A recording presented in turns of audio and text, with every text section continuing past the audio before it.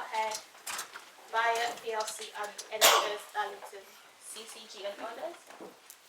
My Lord, trespassing I am upon the court's patience by continuing on my feet. Can I just draw the court's attention to the fact that on your desk should be chapter 10. Thank you. And for your lordship's note, by way of example, if you turn to the third page, we have, given it's a very peripheral document, I hope you'll forgive us, but we've double-sided copied to try and save some paper. At page 130, for example, internal, which is the third piece of paper, there starts a list of the trials. I think that was... Ms Stratford helpfully pointed out that at least one of these tables is we have in another place, yes, but not all of them, I think. But not all of them, yeah. My Lord, 2 points which, very short points. Remind me where we put this. Is it sub A? It's sub A, right at the back is the existing report, and so logically it would go in right at the back of that bundle, my Lord. No, well, let's. So after 331, whether the bundle will then close, of course. Forced. Is another matter.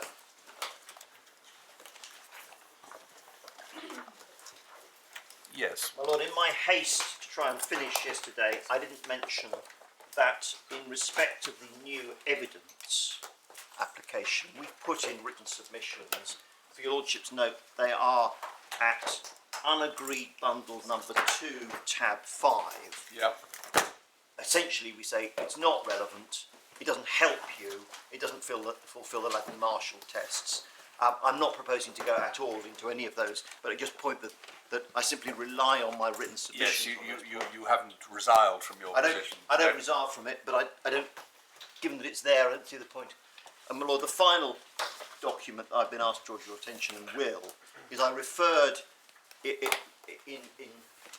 the fact that the GMC point has the singular problem that the GMC itself has said that what's being proposed is not a breach of the Code of Conduct, but I hadn't taken the court to the document which said that. And if we just do your note, it's at supplementary bundle B. It's the first document in that at tab 21, and it was a statement that was put out by the GMC on the 22nd of January, 23rd of January 2018, simultaneously with the publication of the Big NICE report. So NICE came out and said these are 3 equally safe drugs, Yeah. and the GMC came out with a statement saying we're quite happy with people prescribing. So it's reasonable to infer that this was a coordinated exercise.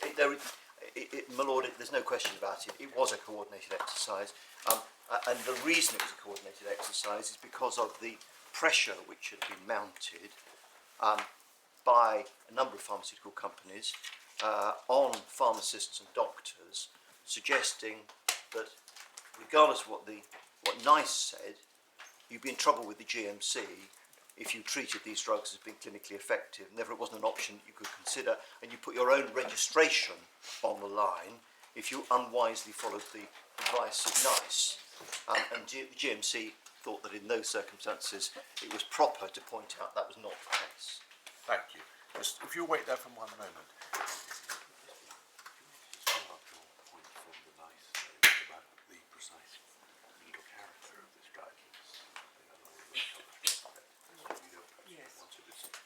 Well, I just wanted to be clear what I had understood from the NICE guidance that you asked us to look at yesterday. Mr. Delamere asked. Mr. Delamere asked us to look at, which was that they say that they have not actually done the exercise to determine the cost effectiveness of the use of Avastin in the way that we've been discussing in this case.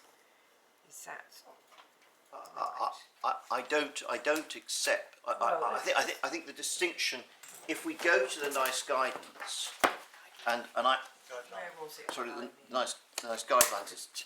It's tab. No, it was the note. It was the note. It's a tab 33. I think the note that we were asked to read overnight, which Mr. Peretz said he, Right, so the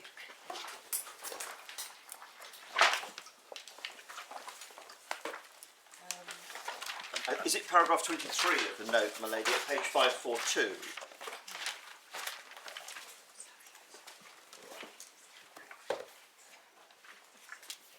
yes, so if they were, they could go on to do a formal cost effectiveness assessment. But they have not carried on out such an assessment or considered all the costs associated with the use of CB. So I just wanted to check that that was accepted, and also, if that's the case, I'm not sure how it comes about that the use of CB currently, or pursuant to the policy, can be reimbursed. Lady, can I take this in stages? Yes.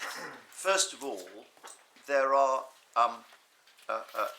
littered throughout the NICE report assurances that using CB is more cost effective because of the vast difference in price. So they may have not done a formal assessment of precisely how much it costs, but they say, for example, at one stage that if they were allowed to, they'd like to make a cost effectiveness recommendation in favour of CB because it's so much more cost effective. And that's they may not have crunched the numbers, but they don't need to crunch the numbers because the differences in cost are so vast. And I can produce, if it would be a No, I think that's acceptable. Yes. Secondly, my lady, as the judge found below, questions of assessment of cost effectiveness are not only for NICE, they're also for the CCG. And the CCG has done its own assessment as to whether it would be cost effective to undertake CB, and that's part of the report which you were taken to on the first day, which explained the anticipated savings. And of course, whether those savings work out in practice, to what extent, will depend on the mode, and then the evidence of the savings, for example, in mode 1, which reduces the cost by about half, is in the supplementary evidence, and I can take you to that. But essentially, so NICE is doing its work, the CCG is doing its own assessment of savings and has come to the view there are savings, and that's not challenged as I understand it. Thirdly, then the question about how it's reimbursed, it's not really been an issue in the case, but can I try and explain to your ladyship to meet any concerns? The way that the scheme works under the national tariff and under the NHS standard contract is that a sum is paid by the CCG for each episode of care undertaken by a hospital trust for each NHS patient. The amount paid is either fixed by a national tariff or is subject to what's called local pricing. The proposal here was that in the event that a trust agreed to implement the scheme, depending on precisely the details, there would then be a local price agreed, because at the moment the price would be Local as between the commissioning group and the hospital. local as between the commissioning group and the trust, yes. The trust. So yes, because the contract exists between the commissioning group and the Yes. trust, and then it's a local price agreed under that contract. Right, but they presumably, the hospital, the trust has to say, when we treated this person, this episode of care, whatever, we used Avastin.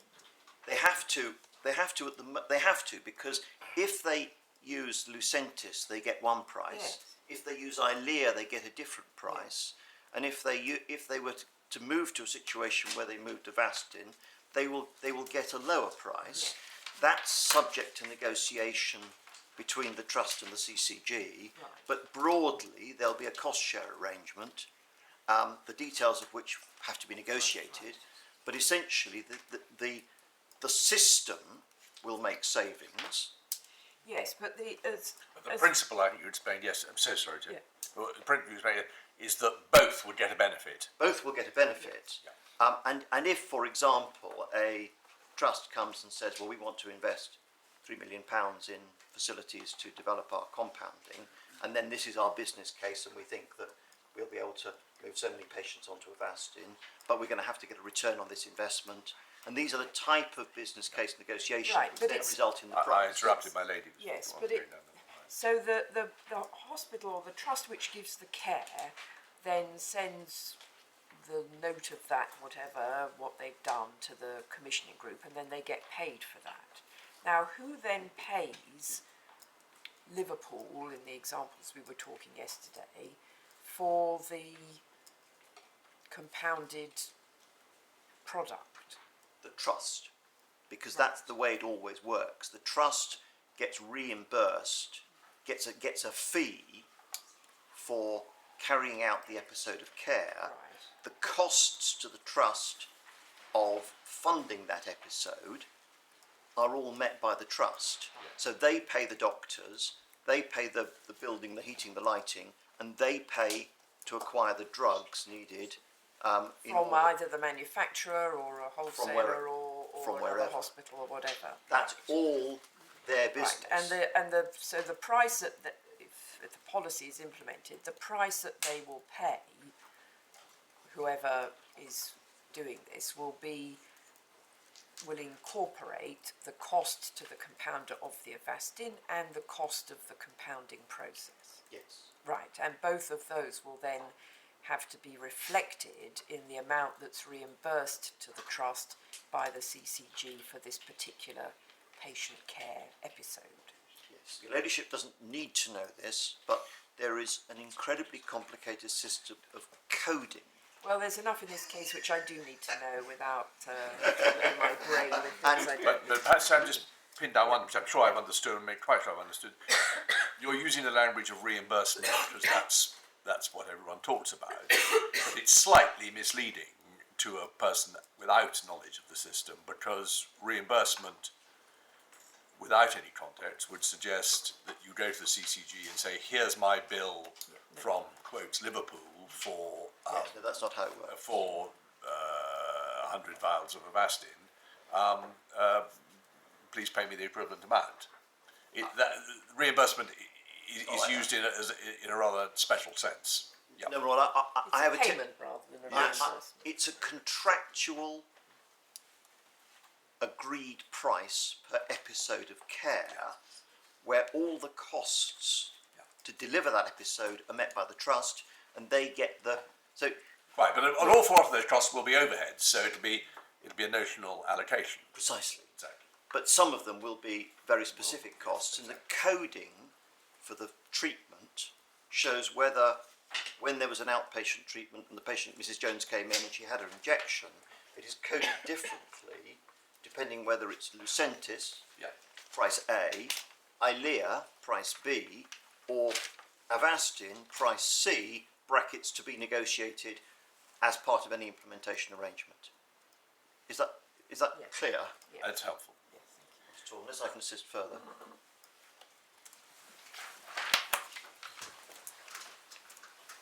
I'm grateful. Just for the record, my Lord, my Lord Justice Underhill indicated that I'd agreed the note at tab 33. We agreed up to paragraph 18. Yes, that's what I understood. The particular issue that was being debated there is not one that we comment on.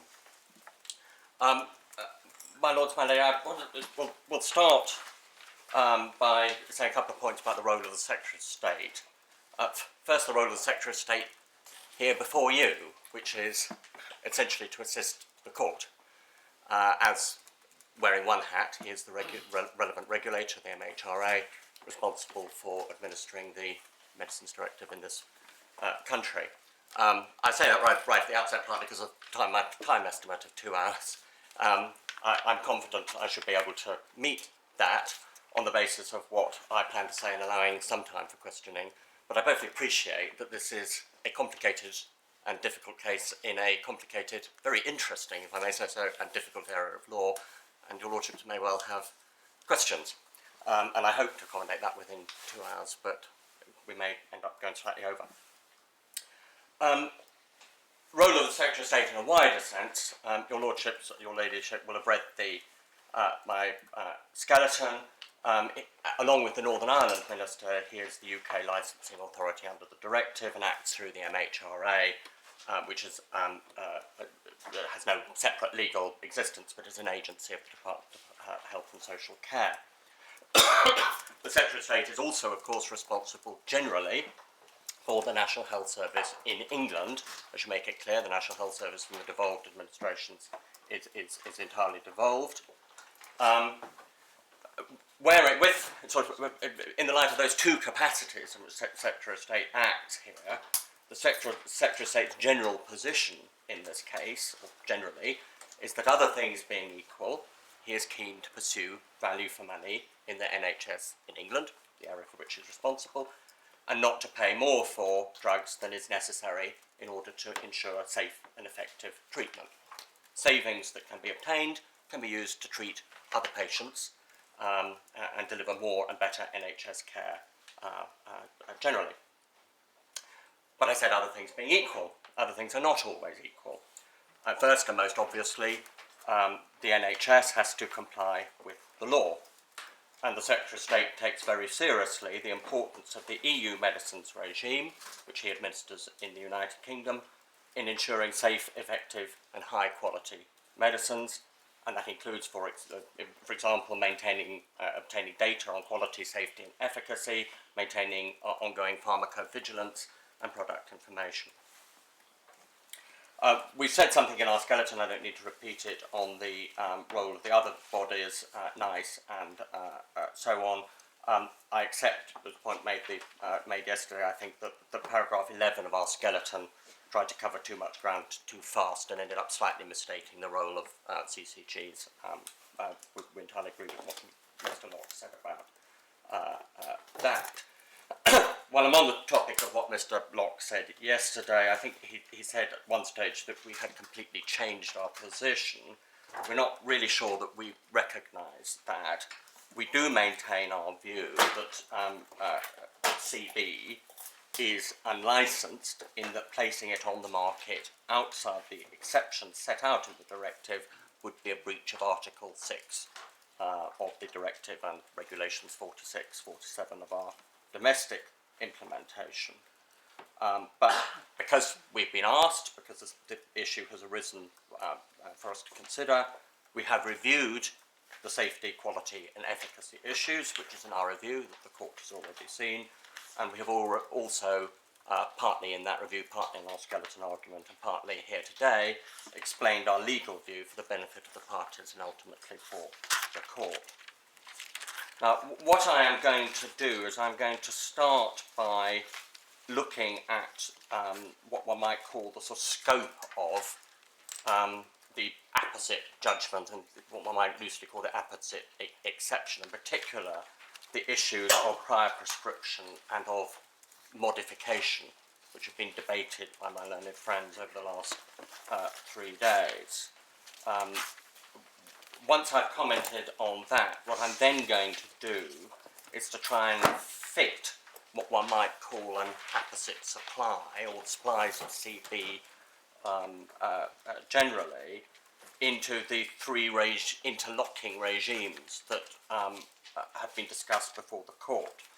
First of all, the regime for marketing authorisations, the regime for manufacturing authorisations, and then the regime for wholesale dealers' licences. And our submission is that the different provisions of those regimes can, in the end, in circumstances of this case, be read satisfactorily together to produce a result that is coherent, and I'll explain why. So I will start, but before I get on to all of that, I'll start off with a point that Mr. de la Mare in particular has asked me to make clear, which is our position on the impact of Article 168 of the Treaty on the Functioning of the EU, and more generally the issue of relevant differences between NHS bodies as such and private bodies as such. Now, our position on Article 168 is that it isn't of any direct assistance in this case. Now, I put it that way rather than saying it's irrelevant, because in a deep sense, Article 168 underpins the structure of the legislation and the case law in this area. For example, I'm sure I don't need to take the court back to 168, but the court will recollect that it contains an express provision which entitles the Union to make regulation in the area of medical devices and medicinal products. And that's part of the treaty background against which the directive that we've been considering has been made. One also finds, it's also, for example, the background to Article 4.3 of the directive, which is the one that expressly provides that the directive does not affect the power of member states to set prices or include products in the scope of their national health insurance schemes. And you'll find references to Article 168 and its predecessors scattered around in footnotes, particularly in Advocate General's opinions that tend to go in for footnotes, in the cases that we've been looking at. So Article 168 is there as part of the foundation of the law in this area, but we don't think it will assist your lordships to give it any great consideration, because what your lordships have got is a realm, as reams of case law and legislation that give effect to Article 168 in this area. In a sense, Article 168 is crystallised in the legislation and the case law. So that's our position on Article 168, and I'll make reference in passing to, as we go through the different regimes, to the extent to which, if at all, say it doesn't, those regimes impact differently on NHS bodies, qua NHS bodies, as opposed to purely private arrangements. So the first area I'm going to cover is how to interpret the two tests that the European Court has set out as the conditions of an apposite supply. Now, I'm going to use the term apposite supply and apposite supplier because it's hard to think of a better term, but it's without prejudice to the application of the word supply, as used, for example, in Regulation 46 and 47 of the Human Medicines Regulations. I'm using supply in a sort of loose sense and as a shorthand.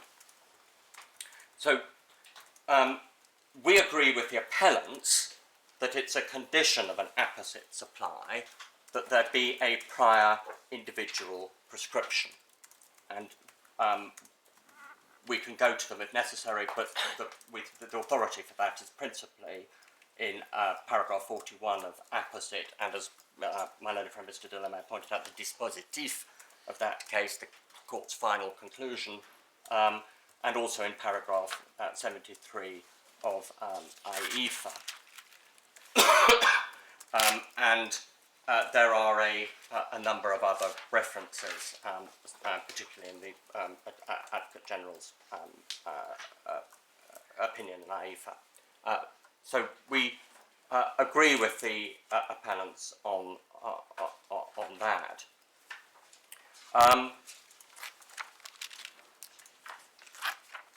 Mr. Locke, I think, in the end, didn't press his case against the proposition that there needed to be a prior prescription very hard.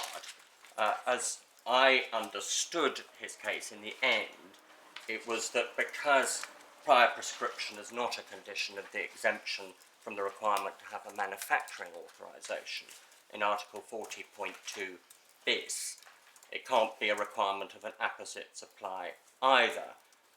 Now, we agree with the premise of that. It isn't a requirement to have a prior prescription in Article 40.2 bis, but we don't agree with the conclusion that he says follows from that, essentially because, for reasons I'll explain in a bit, we don't think that the boundaries of an apposite supply map precisely onto the boundary of Article 40.2 bis.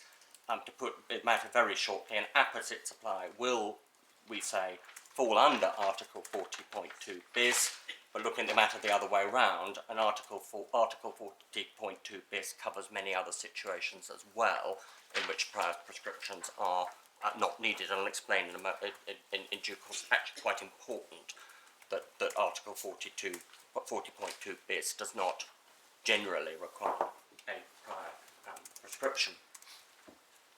Now, my Lord Justice Underhill has on a couple of occasions, when prior prescriptions have been discussed, raised the question of prior to what, which is a very good question.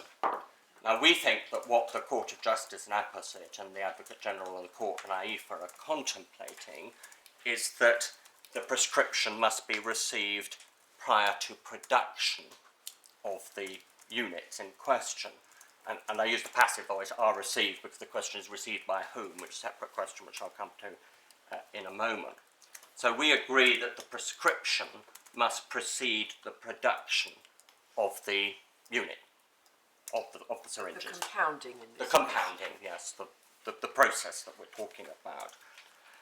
And there's a couple of references we say lead to that conclusion. The paragraph 72, I'm generally, since the court has read these authorities, I'm going to be light in actually going to them, unless the court particularly wants me to do so, because I'm conscious that these paragraphs are all ones we've looked at before. Paragraph 72 of the Advocate General's opinion in AIFA, he says that AIFA, sorry. of AIFA, yes, Advocate General in AIFA.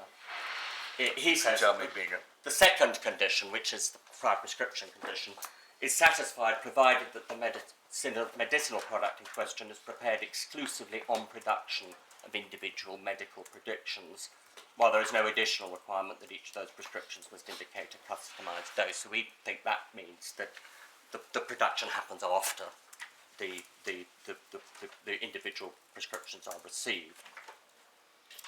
And he goes on to note that, quotes, indeed the court did not find that the fact that the company in question in that case produced standardised doses of Avastin for use in eyes prevented that condition from being satisfied. So he made a reference to there being a batches being produced.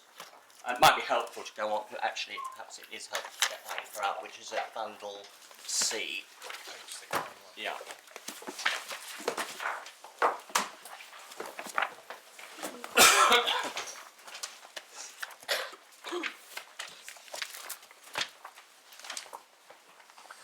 Just for ultimate judgment writing purposes, his name is Saugmansgaard, presumably. The OE is some sort of title, is it? I think it's a double-barrelled name. Oh, is it? Yes. I think he is I think it's a double-barrelled name, a Danish name. I don't think it's his Christian name is Saugmansgaard. But no, I mean his Christian name is obviously Henrik. I just wonder whether it doesn't. It's just one doesn't want to make a mistake in actually. No, I think it's a double-barrelled name. It's not an honorary title like that's what I wondered. OE or QC or something. So.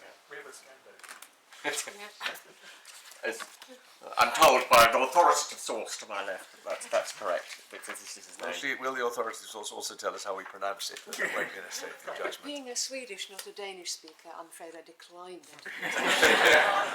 I thought. No, yes. Let's not waste time. Let's not waste time. More than I already have. Thank you. Yes. Where were we going to? Was it 72? 72 is the passage I was just quoting from, the second condition.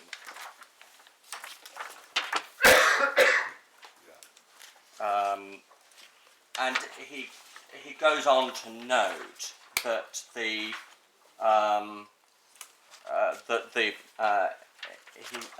says my note is. Well, sorry. Can we just look at 72? Yes.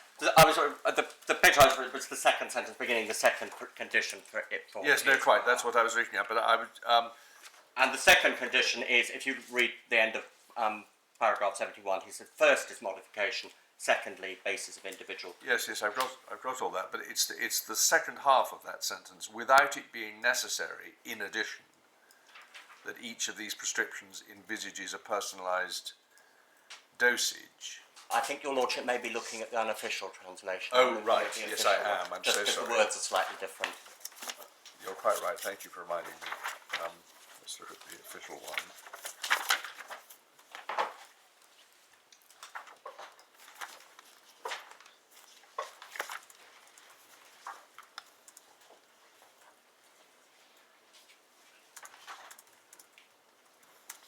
Well, it's quite a lot. There's 719.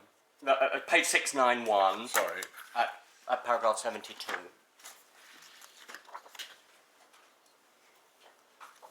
Well, that is the one I was looking at. It says customised dose. The wording I have so talks about a customised dose. Yes. I'm so sorry. Yes. The same paging was It's the used same for, page for number, both because- versions. yes. That's what's And confusing helpfully, me. the page numbers seem to match, or helpfully or unhelpfully, as the case may be. Well, unhelpful in this particular case. Is your lordship with me? We should just get rid of Yes, we should probably get Yes, rid of the unofficial version. Sorry? We should probably just get rid of the unofficial version. Well, the trouble is I'd marked that up at an earlier stage of the Yeah. case, but don't worry about that. So the second issue is the medicinal product is prepared exclusively on production of individual medical prescriptions. Yes, well, it's these words, whilst there is no additional requirement that each of the prescriptions must indicate a customised dose. Yes, well, I'll just, and indeed, if you could read that then in the line, that then needs to be read in the light of the sentence that immediately follows. Indeed, the court did not find that the company in question in that case batch produced. Sorry, emphasis is wrong on that. Indeed, the court did not find that the fact that the company in question in that case batch produced standardised doses of Avastin for use in eyes prevented that condition from being satisfied. So the Advocate General there makes the point that there's nothing wrong with batch production. Now, what we think he means by that is that an apposite supplier can, after getting, say, 100 orders based on 100 prescriptions, which have already been given, then prepare 100 units without marking up Unit 1 as being for Mrs. Jones, Unit 2 for being for Mr. Bloggs, and so on. The compounder can simply respond to a volume order by producing that volume of units.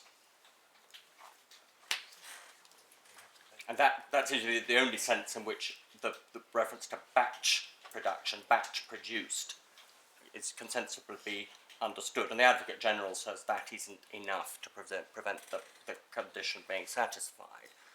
So the fact that all the, these distinguishing between a prescription that requires something different out of the ordinary to be made for this particular patient, Yes.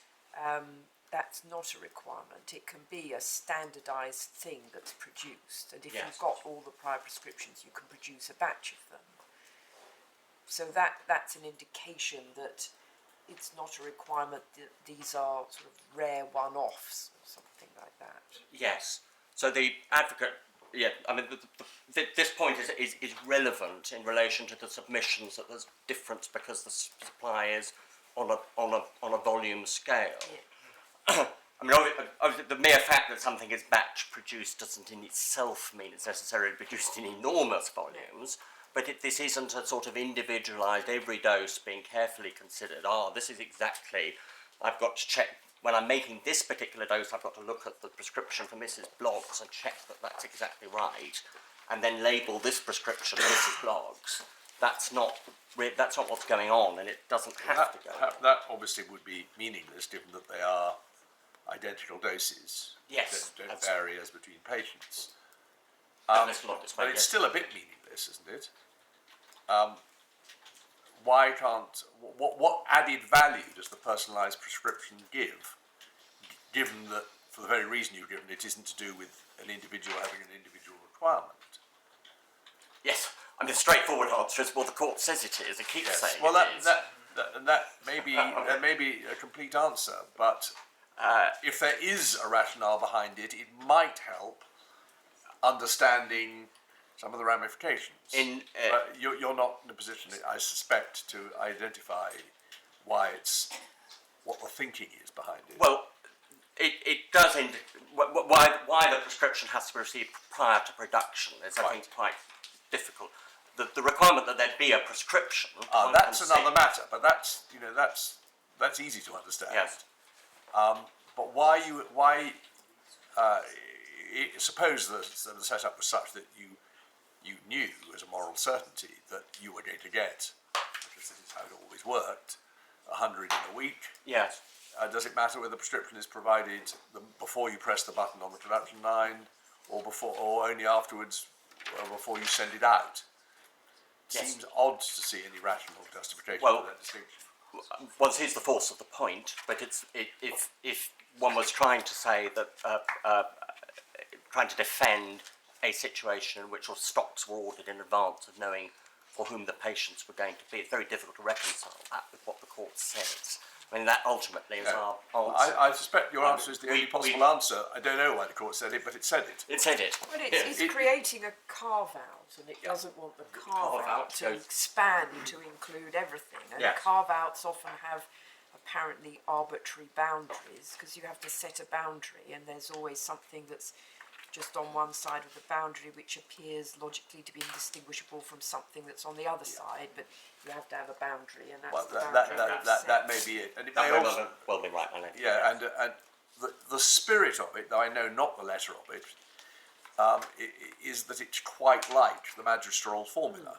Yes. It's a sort of extension of that, but in order to pay homage to the thinking behind the magisterial formula, you insist on the prior prescription. Yes. That's the sort of thing. we're Indeed. looking at, isn't it? Yeah. Yes. Because Yes. the underlying rationale is that the prescriber is taking responsibility for this Indeed. drug, and that's in its compounded form. Yes. If that's the underlying rationale, then the prescription needs to be in place at the time that compounding takes place. Yes, I mean the logic for there being a prescription is indeed very, very strong, precisely that it demonstrates that somebody, the pharmacy, the prescribing doctor, quite possibly both, has given thought to all the issues about possible allergies to excipients and so on that have been discussed in the last 3 days. That's important. I mean, I think. Saying I need to take over responsibility when this pre-prepared compounded material is put in a paper bag and sent off to the hospital. Yes, I think, like your lordships, we struggle slightly with seeing quite why why there's enormous policy force in the requirement that not only that the prescription be there, but that it be there before the unit is I didn't say it was produced. enormous, but I think you can understand the rationale as to why the prescription must be in place. Yes, and it may well be. Yes, I mean, I think I was also agreeing with my Lady Justice Rose that it may simply be a question of drawing a boundary somewhere in order to limit the principle so that it doesn't expand too fast. As to the by whom issue, who actually has to have the prescription in their hand, we don't see any requirement that the apposite supplier itself obtain the prescription in a case where the customer pharmacy has it and the checks have been done either by it or by the prescribing doctor or by both to make sure that the product is appropriate for that particular patient. Indeed, since apposite was not itself a pharmacy, it's a fact about the German system, there would seem to be sort of little point in insisting that it see the prescription. It presumably wouldn't be necessarily in a position to do anything. And that's coherent with the point made by the court in apposite that part of its justification is, well, they're really only doing what could have been done in-house.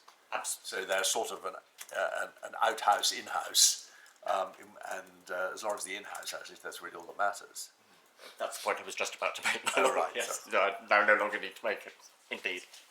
Was apposite under German law a person within an additional category of people authorised for the purposes of 42? That seems to have been the case, my lord. I can't off the top of my head remember whether the particular provision of German law that authorised it is actually in the court's judgment. My learned friend says it is. It's yeah. in the Advocate General's opinion. In the Advocate General's opinion. Yes, so it was. Well, then just remind me, I'm sorry, I ought to be on top of all this by now, if that is the case, why isn't it a straightforward Article 3? Well, apposite wasn't itself a pharmacy, so that it... Well, I must be... Article 3 is limited to pharmacies. Pharmacies. Article 42. Oh, I see, of course, I'm sorry, I was Yes. doing what Mr. Lodge... That's one. Mr. Lodge is very pleased I'm doing, is really blurring 40 and and 3, but that's not part of your case. Yes. Also, Article 3 is limited to preparation. Yeah. Okay. Red herring. Thank you. It's close, but not close enough. I think is what the court in the end concluded, and it ended up creating a different rule to deal with that particular situation. So that's prior prescription.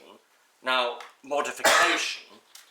Now we say that the term modification here is not a term that comes from the legislation. It means what the Court of Justice says it means in the cases. So one has to try and work out what it means from the particular, what the court says about it in the case. First point. Second point is we say that the Court of Justice can be taken to have been familiar with the marketing authorisation system generally, and the particular, as my learned friend Mr. Delamere pointed out, particularly strict rules surrounding what are biotechnological products in the annex to Regulation 726 of 2004. That's the centralised regulation. And you'll remember that those are the provisions that set out what types of product have to be subject to the EMA, and includes biotechnological products such as Avastin, and provide for in various ways particularly strict requirements for those products. And indeed the relevant part of the annex to Regulation 726 is set out at paragraph 6 of the judgment, and it's referred to again at paragraph 41, where it is noted that what the court described as repackaging, which we say can only be understood as a portmanteau term to describe the entire process that it goes on to describe in detail, involved none of the processes set out in that annex. So the court was well aware of the regime within which it was operating. It was well aware of the process. It describes it in some detail at paragraph 41 of Avastin. So it describes the decanting of the product into syringes. It was aware of the requirements of Annex 1 to the directive and the general rules which are familiar to those who've dealt with these cases, of the need for a variation of a marketing authorisation, even in cases such as Aventis, and Aventis was a case the court refers to several times in the course of Avastin, in the case of what one might think of as a very, very basic form of repackaging.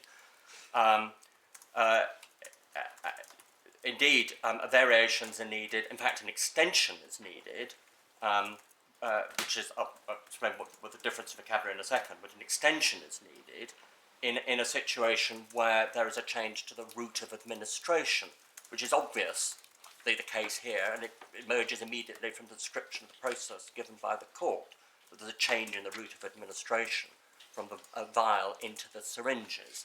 Now, the reference for that, there's a difference in terminology between extension and variations. The difference matters because there are different types of regime that are required to consent to extensions as opposed to variations, stricter for extensions.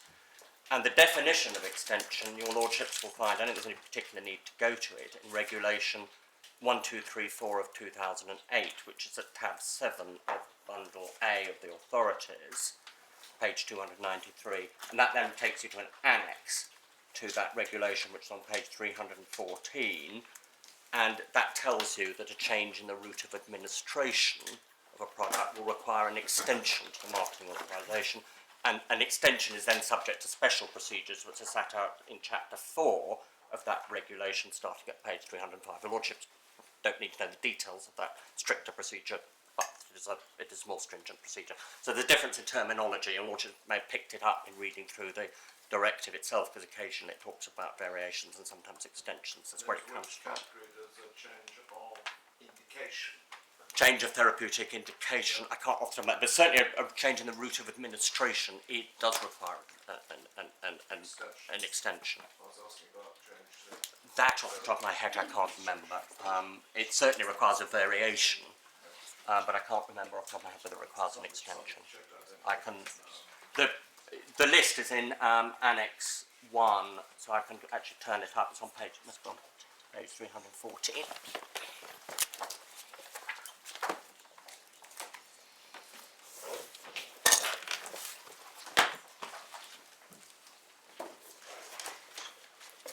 Yes, changes to the active substance, changes to strength, pharmaceutical form and route of administration, and that's just their veterinary products, and then changes to active substance, only some changes. There are a list of defined types of change that will need an extension.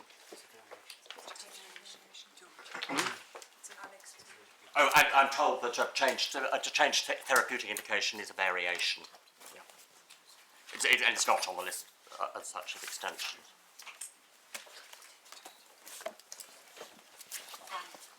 But what there clearly is in this case is a change to the route of administration, so that it was explained that there was a territory was a territory where in a sort of marketing authorisation context, if Roche wanted to obtain it would need an extension to its marketing authorisation and not just a variation in order to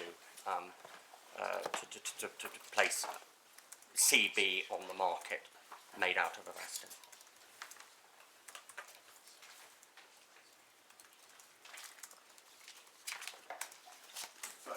Yes. It's classified as a major variation. It's major, but there's major and minor variations. Yes, there's a hierarchy. But extension is, I think, at the top, and then minor and major variation. I'm grateful. So the court was aware of that. At paragraph 41 of Apposite, the court notes that the referring court was proceeding on the basis that the composition of the product, to use the phrase used by the court, had not been modified. The European Court simply notes that that was right, but that was the basis on which the referring court was proceeding. In AIFA, the Advocate General, when describing what the court was doing in Apposite, refers to modifying its composition and creating a different medical product as what was meant by composition. And then at 57 of his paragraph 57 of his opinion, he says that there's nothing in the file before the court in his case, even to indicate, use the verb that he used, so not show but indicate, indiquer in the original French, that there is a modification. So he looked at the court file in that case, and again the process was described, the court sets it out. There's nothing in there to indicate that there was a modification on the facts before him. And in the court's judgment in AIFA, the court says it's clear, the word used by the court, from the file that there was no significant change in composition, etc. Now, Mr. Delamere makes the point that we don't know precisely what was in the case file above and beyond what the court tells us was in it when it describes the process. But we do note that Novartis and Roche were active parties to the proceedings before the court in AIFA. This was a second bite of the cherry as far as they were concerned, because the court had already expressed what it had said in Apposite, and there was every opportunity for Italy's answer to Mr. Delamere, one can imagine such a thing, to get the point over that is now being made in what was, as I said, the second bite of the cherry, an opportunity to get the court to look at it again. So one assumes, and one can only assume because one doesn't have the case file, that the court was aware of the issues. Or if it wasn't aware, it's slightly puzzling that Novartis and Roche didn't make it aware of the points that they're now putting towards the court. Now, drawing those threads together, what we say the position is simply that there is nothing inherent in the process described by the court that leads to the conclusion that there either is bound to be a modification or is so likely to be a modification that in practice it's just unrealistic that the process can be carried out without a modification, using modification in the sense used by the court. Or put another way, the process described by the court is one that at the very least is realistically capable of being carried out without there being a prohibited modification. And we think that approach is supported, and to some extent one is looking a bit through a glass darkly here, by the approach of the German court, the Hanseatisches Oberlandesgericht. Has the court been handed out a copy of the translation? Yet, I think. Right.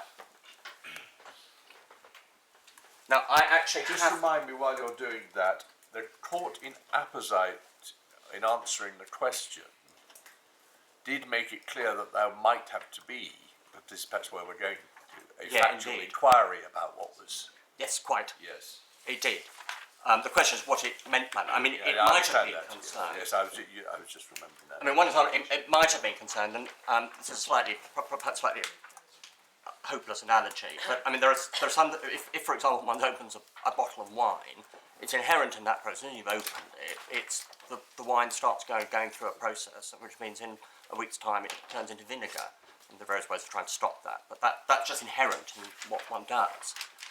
And the court may have been concerned that there may just have been something that was inherent in the process that meant that the composition of the product would change in such a way as significantly to affect its safety, quality, or efficacy. And the court is obviously not a court of science. It's a court of No, one law. doesn't. It may not have had anything particular in mind. It may simply have borne in mind that this is generally the case with the reference. You know this obviously much better than me. They're given certain sort of assumed facts, and all it may have been saying is, well, check your facts really are correct, Indeed. because it's the important point in the case. Yes, and the point I was really trying to make, and perhaps be summed up as, one's got to, of course, understand that first question, what did the court mean by modification? And it's important in understanding that as I would put it shortly, it certainly didn't leap out to the court from the facts of the case that there was very likely to be a modification, although it couldn't rule it out. And that cast some light on what the court was meaning by modification. Now, if any member of the court has a command of the language of Goethe and Schiller, I have the German version in front of me. It may or may not be useful. But I don't claim to speak it fluently, but I've done my best to cross-check, and as far as I can see, the translation is accurate, and we're told it was prepared by somebody whose German is considerably better than mine. But the relevant passage here is really, if one the court pick, as I understand what happened is that the matter was referred back to the Landesgericht, the first instance court, that I think reached a decision favourable to the appellants as it happened, and that was then appealed up to the Hanseatisches Oberlandesgericht. And so this is the final, and I think this is the final appellate judgment. It went no further, and I think in the end it says that permission to appeal was refused if there was an appeal, and anyway there was no appeal. Am I right that the German court would have had before it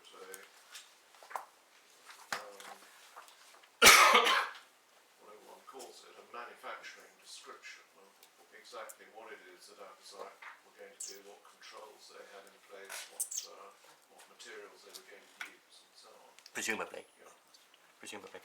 If one picks it up from paragraph 212, where the court says, well, for the modification of medicinal product concerned is therefore in product context only given if the respective medicinal... Sorry, 212 212. on the, so it's on the second page. If the respective medicinal product undergoes a modification in its composition due to the decanting process into pre-filled syringes, this is first of all not the case since it's common ground the defendant has not taken from or added anything to the substance of the decanted medicinal product. Well, that's the most basic level at which the process might involve changing composition. If the defendant put something into it, to use the example my lady Justice Rose gave the other day, not just take the tuna out of the can, but mixed up with mayonnaise to make tuna mayonnaise, or add anchovies and lettuce and turn it into a niçoise. They've done something to it, as opposed to just open the can and put it into something else. So the court said that's not the case here. And then 213 said the Senate, which is what the court calls itself, and the claimant assumes, so the Senate and the claimant agree, that it, as a result of the decanting process, a necessarily to be expected, the signs here of its translation from the original German, a necessarily to be expected modification in the biological, chemical, or physical properties of the product compared with the original state of the medicinal product also constitutes, in this context, a modification. So to sort of turn that into, I hope, slightly more natural English, the Senate and the Senate is agreeing with the claimant Novartis that you could also have a modification in the biological, chemical, or physical properties of the product if there was something which just inevitably happened as a result of the repackaging. So it isn't a question of adding or taking something away, but the process of taking it out of the vial and perhaps exposing it to air or whatever necessarily changed the composition. And it goes on to say in such a way as to significantly impact quality, efficacy and safety of the medical product. So the court is saying there'd have to be a significant impact on quality, efficacy and safety of the product. You're not talking about such a minor change as a result of exposure to air. You might have a tiny bit of oxidization of a couple of molecules at the top, for example. You don't worry about that if it doesn't have a significant impact on quality, efficacy and safety. That's the test the court is applying. And the court then goes on to say, we're just not satisfied on the evidence that's the position here. There is just not that's just not the case. So the court, the Hanseatisches Oberland is correct, is we say applying quite a sort of sensible test here to what is modification. It's something which is, an addition or a taking away of the product, but that's obviously not an issue here, but that would fall within the definition, or something which is an inevitable result of the process, and necessarily to be expected in the translation we've got, result of the process, which results in such a significant change to the biological, chemical or physical properties of the product as to have a significant impact on quality, safety and efficacy. Quality, safety and efficacy being the three sort of general mantras of the regime, the three principles, the three criteria that undergird what one's looking for in a medicine that's approved. So that we say is the correct approach to apply. Could we, again, just for form's sake, though speaking to myself, I will certainly not be trying to do my own translation. I think we should have the original German of this in case we need to refer to it. Yes, I have. In fact, I have it here, so I can hand it up. Not necessarily now, but why not do it now? I've got it now. Yeah.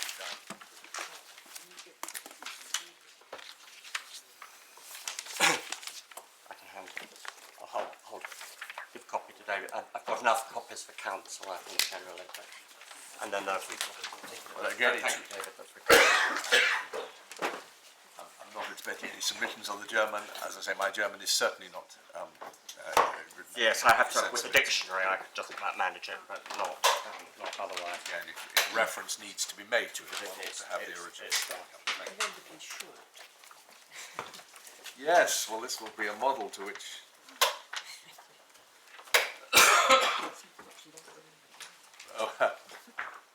Paragraphing is rather eccentric. But I mean, quite how this, I mean, that's we think the test that needs to be applied, quite how that plays out in this individual case. Yeah.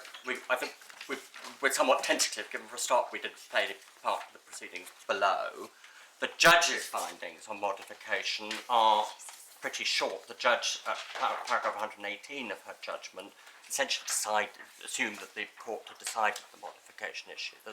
We can't see in the judgment much trace of an extensive battle between the parties on whether or not there was a modification, we weren't there, so I hesitate to comment. There wasn't, I'm told, but I think we leave it to the court and to the parties to decide what the implication of all of that is for the sort of ultimate question the court has to address, which is the lawfulness of the policy. But that is, I think, our position on how the court should address the modification aspect of the apposite test. I'm putting it shortly, we think it would be right for the court to proceed on the basis that, subject to being convinced otherwise on the evidence, that either there is no modification or that it's not an inherent feature, necessary feature of the process for decanting, etc. It's described in the court's judgment that there will be a modification. Right, on that we're going to now move on to look at the three different regimes: marketing authorisation, manufacturing authorisation and wholesale dealing. In each case, I'm going to start with the directive and then follow that up by looking at the national implementing provisions to see how they work. And it's how you apply those regimes to an apposite situation. Now, our first submission about, in relation to marketing authorisation, is that how we analyse what the court was doing in apposite. We say what the court was saying is that the transfer, to use now a deliberately very neutral term, from the compounder to the customer pharmacy is not a placing on the market. And the pharmacy. The compounder to the customer pharmacy is not a placing on the market. So looking at that. Why do you say to the customer pharmacy? I appreciate. Or the customer. The ordering pharmacy. In this case, it's always an ordering pharmacy. Well, it's a hospital. Or the hospital. Or the hospital. Yeah. Yes, they may. Indeed. And the hospital administration when it Yes, comes to their pharmacy. the customer hospital. Yeah. Yes. We say that's not a placing on the market, and probably is worth. I know the court is by now very familiar with it, just looking again at paragraphs 42 and 43 of apposite.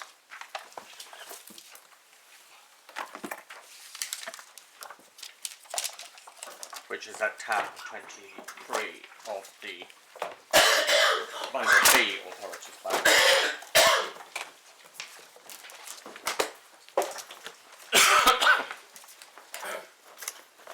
We can probably pick it up from the top of 572, which is the last main part of paragraph 43. So the court there is discussing how its judgment sits with Aventis, and it starts its conclusion conveniently right at the top of page 572, where it says, however, the circumstances of the present case can be distinguished from those issue in Aventis that concern repackaging for purposes of parallel trading. And the court observes in particular, concurring with the Portuguese government, that the activity carried out by a company such as Avastin occurs after the medicinal product and the main proceedings have been placed on the market. So this is a downstream transaction, and then it describes the product, and it says the passage my Lord Underhill referred to earlier, that what is going on is in reality analogous to actions which in the absence of apposite activities could otherwise be or have been carried out under their responsibility by doctors prescribing the treatment or by pharmacists themselves in their dispensaries or else in hospitals. So what the court is saying in a nutshell is this is really outsourcing. This is, and if one thinks, but again, with the usual caution one applies to all metaphors, this isn't a link in the, if one thinks of a chain of distribution from manufacturer to wholesaler to retailer, hospital, whatever, to customer, the chain, this is a sort of side link. This is the actually the penultimate stage, and if you think of the customer or the patient, the last stage in the train, this is the penultimate stage in the train, and it's simply outsourcing some of its activity to, in this case, apposite, who then send it back to them. The analogy may not be, but may or may not be a useful way of thinking about it. How that would work if they supplied apposite with the Avastin. But if they buy the Avastin from the compounder, that's very difficult to see how it's the same as them doing it in their own pharmacy. Is there any? Does it say that? Is there any indication of whether apposite got the Avastin from the customer and compounded it? No, it doesn't. And I take that point. I mean, in a sense, the answer to it is whether the court says what it says, and the court seemed to think it was analogous. I can see in that sense that it's slightly harder to see the apposite supplier as being a sort of a branch off the chain as opposed to sort of being in the chain. No, I accept that. But again, the court says what it says. And one's here trying to sort of work out what the underlying rationale of the apposite exception is, and this is what the court says its rationale is.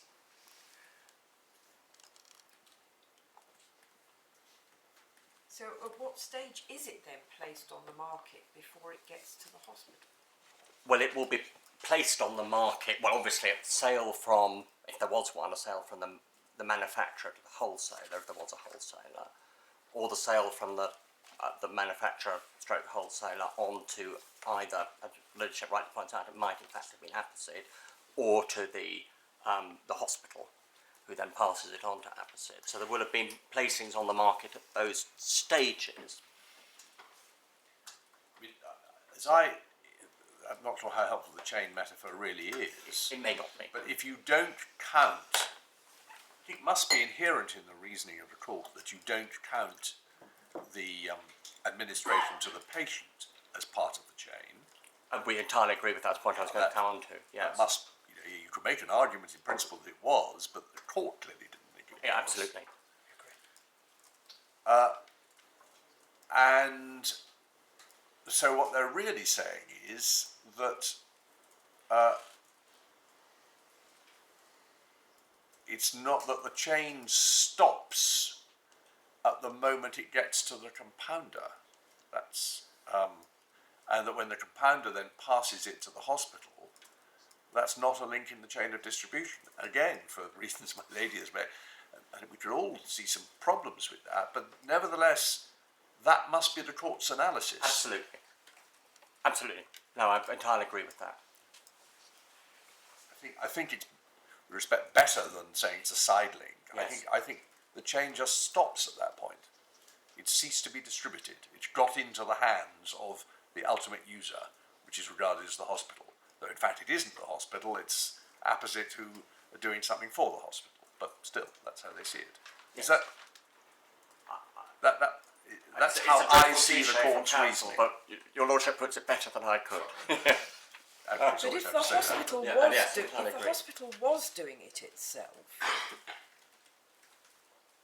then there would be a placing on the market at the point that the hospital buys the product from the wholesaler or the manufacturer. Absolutely. Absolutely. There will have been at that stage, yes. The either Roche or a distributor to which Roche supplies the Avastin will have sold that to the hospital. That's necessary. But in the most simple case, which would be perfectly possible, though I suspect not in practice how it's done, hospital buys straight from Roche, buys Yes. the apposite, and then compounds it itself. It's a chain with only one link. Absolutely. It's only placed on the market once at the moment when In the that- manufacturer passes it. Yes. So, but there might be lots of wholesalers in between, in which case Yes. it's a conventional wholesaler chain. Absolutely. Yes. Yes. So that's Do you go as far as to say that as soon as it's put in the hands of a wholesaler, it's been placed on the market, and that's that, or yes. So the manufacturer transfers, to use the neutral term, when Roche transfers the Avastin to whichever wholesaler it uses, that will be a placing on the market, and then got no particular hospital in view at that point? even though that's right. That's right. I think it's discussed in Advocate General Sharpston's opinion in apposite She thinks that the need to go down the chain. It isn't just on one. Indeed, because she contrasts it to the way in which in free movement of good cases, and your lordship is of course deeply familiar with the intellectual property cases. Placing on the market is just the initial stage.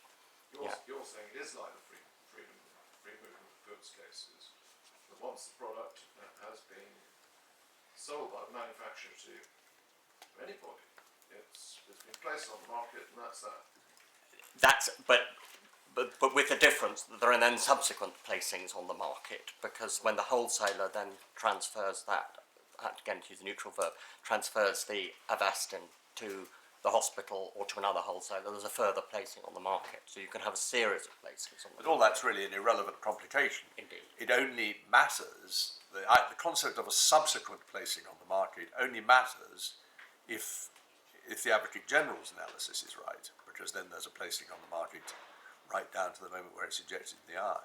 Yes, that's right. But the reason, the reasoning, whatever the reasoning behind the court's conclusion about the apposite supply is, it is not that this product's already been placed on the market and therefore it can't possibly be placed on the market again. It's That's not not only it. be placed on it once. No. Yes, it's not just once and only once. It's a different reasoning. It's eliding the compounder with the hospital. Yes. Which may again explain why the prior prescription is so key, by saying it's treated as if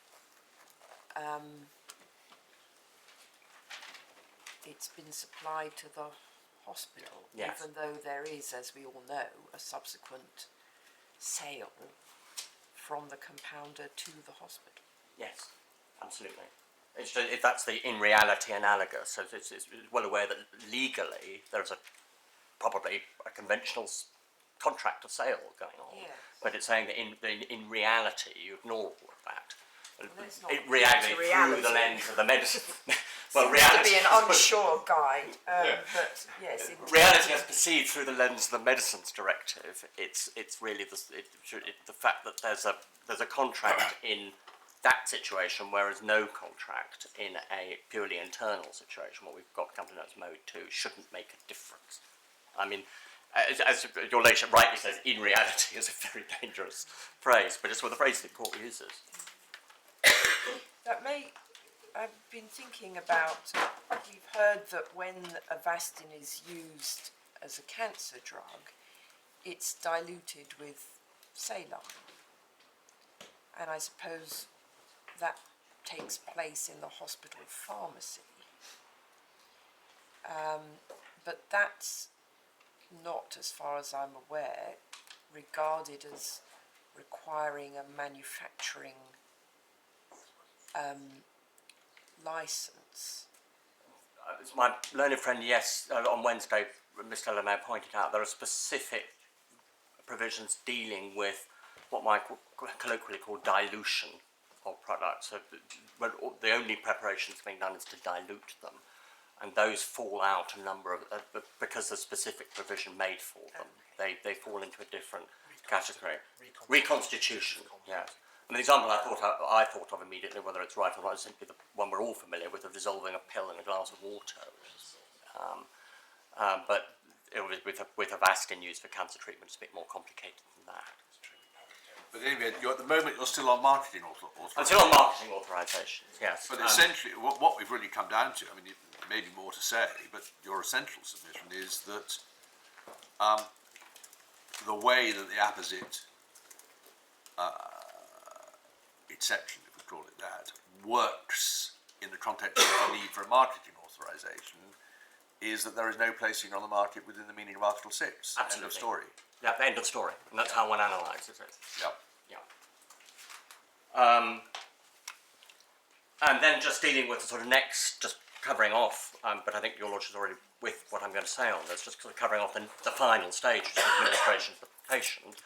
Your Lordship's already made the point, the fundamental point there is that the court couldn't possibly have regarded that as a placing on the market needing a marketing authorisation. Otherwise, the whole judgment would have been pointless because that final stage would have been unlawful.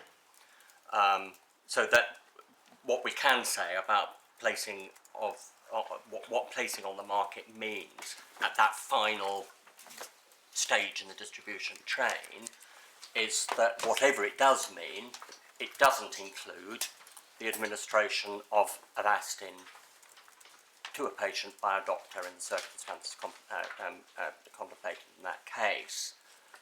Now, there was a very interesting discussion yesterday about what placing of the market does mean more generally, and I think this is a difficult area on which those behind me spend quite a lot of time thinking about, because it's not. There are a number of situations where it's not entirely clear. There's not much case law on it. The problem doesn't actually arise that much because there are problems with unlicensed medicines that tend to be dealt with higher up the chain. at one level, it's certainly not right to say that all retail supplies are not placing on the market, because the most obvious case, indeed the one that's sort of paradigm of what the sort of case that the Medicines Directive is designed to prevent, is an example given by Mr. de la Mare of the garage that makes snake oil that says, oh, well, this is a treatment for cancer. And as he rightly says, that the fact that that claim has been made is enough to make it a medicinal product, regardless of its non-existent effect.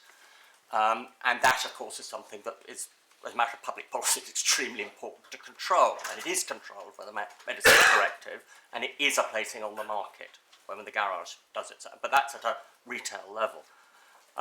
We would also say to sort of move to a slightly... So, well, how is it controlled then? It would be prohibited by Regulation 46 because it's a placing on the market of an unlicensed medicine. So it would be a criminal offence under... Your point is, you're saying there must be some circumstances in which retail supplies are placing on the market. Yes. But and using retail very loosely, because surely the right way it doesn't to matter look... that it's being paid for, it doesn't matter that it's being done by a public or a private body. The right way to look at this must be that the apposite carve-out is a very particular carve-out for the very particular kind of cases, and it may be intellectually dodgy, but it is a carve-out for the case of supply to a hospital, or perhaps to a medical professional. That's right, and in which case you don't bother with your snake oil type. Indeed. Case where what Mr. Lemaire says is obviously right in policy terms. You don't have to say all retail sales are not covered. You just have to say this kind of sale, which you can call retail if you like, is not covered because the court says it isn't, by a route which it has found satisfactory. Yes. I mean, the reason I'm making the point is to be entirely frank with the court. There's some concern by those behind me that if the court were to get into the territory trying to explain in rather general terms what placing of the market means in the retail context, or the final link of the chain, to avoid the slightly loaded adjective retail, there are all sorts of quite complicated factual scenarios here, and there's a certain nervousness about You're inviting us, if we go down this line, to draw a box round this kind of situation, defining this kind of situation narrowly by, well, perhaps ultimately to the facts of Avastin. That would be that would not be possible, but to this type of supply to a hospital. Your Lordship has absolutely got And it. with the snake oil in the garage, there's not going to be a prior prescription. No. So. No. Almost certainly not. No. But it's a retail, and more conventionally, and when your Lordship goes into Boots to buy a packet of paracetamol, there's a placing on the market. We would say there. Obviously, in that situation, an entirely unproblematic one. But that would be a placing on the market as well. One gets into difficulties when one starts thinking about hospital dispensing pharmacies, and then there are certain pharmaceutical products which are sometimes given by the doctor to the patient sitting, and the doctor says, you sit there while I just watch and see what happens, and sometimes the doctor will give the same drug to a different patient and say you can take that home. And it gets into difficulties, and those behind me spend quite a lot of intellectual energy trying to work through these cases. And so there are grey areas where it may well be arguable one way or the other, and I'm simply, in a sense, putting up a "Here be dragon" sign and inviting your Lordships simply.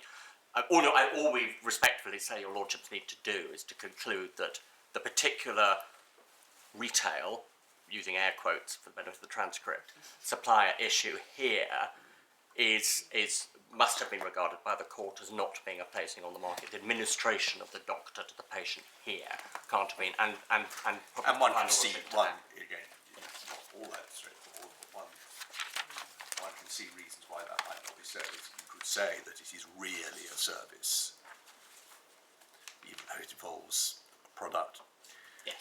I say changing hands, but moving from one body to another. Yes. And obviously that's right. Explain to me again why you say it must be implicit in this that there was no placing on the market by the hospital to the patient. Well, because the way in which, I think it's fairly straightforward, I hope, sorry, the court is clear, it describes the set of transactions that's going on. It it describes the process that Avastin uses. It says that that Apposite uses.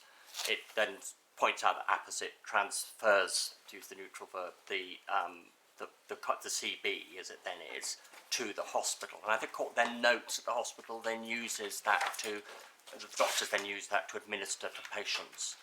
Now, if the court had thought that that final stage involved the placing on the market of an unlicensed medicine, in a sense it would have made the whole rest of the discussion somewhat pointless, because then the hospital would need to have a marketing authorisation. well, but it's the product that has a marketing authorisation, not the hospital. And the marketing authorisation holder is Roche. And the whole reason this case has arisen is that Roche doesn't have a marketing authorisation that covers Avastin in this particular use. And then there are lots of other associated, or spring off from that the various cases which say in a different context, there's nothing wrong, nothing contrary to the directive in the administration by a clinician. That would also be undermined. Oh, quite. Be pointless, yes. Even though they weren't talking about marketing authorisations there. Well, indeed, Article 4.3 talks about, yes, indeed. I mean, the point we make, and quite hard on our skeleton, but I think now quite largely accepted, about the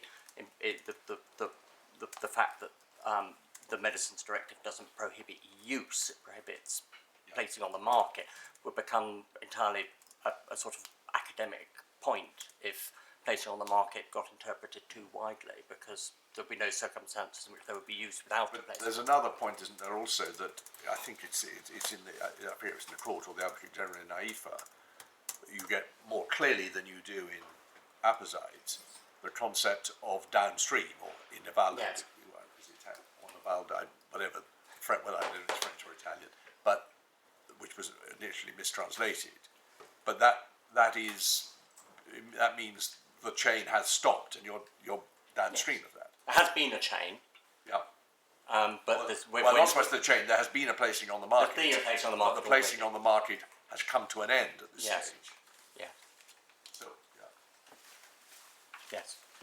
Just as a complete on marketing authorisations, just to quickly look at how that's done under the domestic rules, under the Human Medicines Regulation.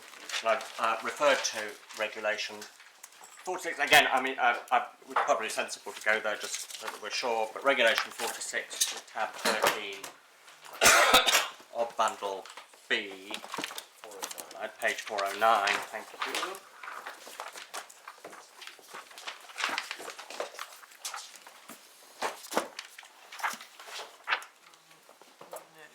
And that the person may not sell or supply or offer. Same bundle we're in. Yes. Behind. Or may not offer to sell. Page 409? Page 409 of Bundle B, Authorities Bundle B, tab 13.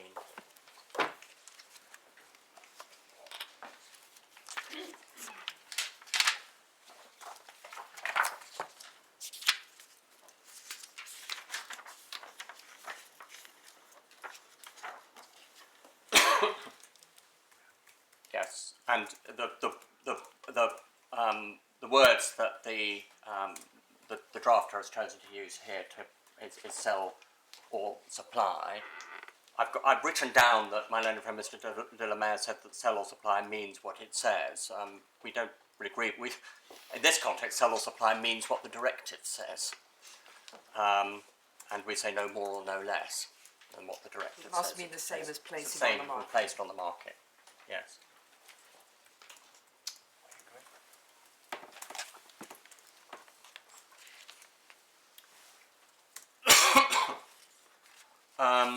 Right, so that's the marketing authorisation regime. Then the manufacturing authorisation position.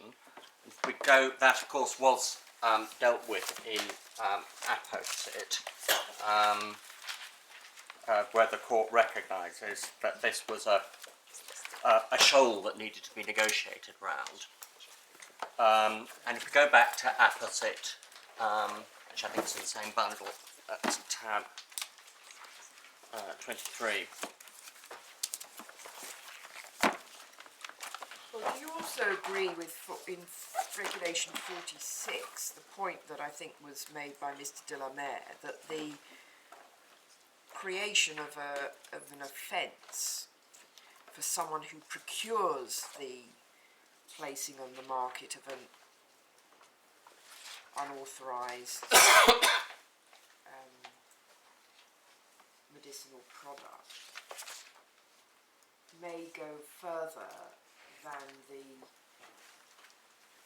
vires under Section 2 of the 1972 Act if it makes unlawful an activity which is not made unlawful by the directive. Yes, although there are circumstances, and I don't have the case law at my fingertips, where Section 2, one can make ancillary provisions. Case on like Section Animal. 2. Yes. Yeah. I have the case, my lord. I I'll think address it in reply. It's the leading case is a case called Unison. Should we speak up? The leading case is a case called Unison, and it addresses the question of what is a provision related to, which is Section 22B. Yes, right. and That's right. it's a Yeah, wide. there's quite a lot of case law about There that, is, but yeah. still, it's I brought the case with me. Yes. well, we'll have to wait to see whether it'd be a bit odd to having submissions in reply that open up this whole business that. Well, it's got. I mean, the fundamental point is see. that if it's for it to be an unlawful procuring, it has also got to be a sale. One's driven back to sale or supply, and if there's no sale or supply, because there's no placing on the No, market. it's a different point. Yes. That's right. But the directive, yes, goes beyond the regulations. Add sort of inchoate, what often referred to as inchoate offences to the completed offence of sale or supply. But we would say that's a fairly normal incident of implementing. That would probably be all right on Section 22B. Yeah. Yes. And I think there are many examples where you have a directive that says something should be forbidden, and the associated regulation implemented. It's just makes putting it flesh on the bones, doing ancillary things. Yes. And but the point is that may involve some choices, Indeed, it may. and the choices are not prescribed by the directive, but they're not there by ultra vires. No, indeed. There's a certain room Yeah, for manoeuvre. as you say, there's lots of case law about that. But. Anyway, moving on to manufacturing authorisation.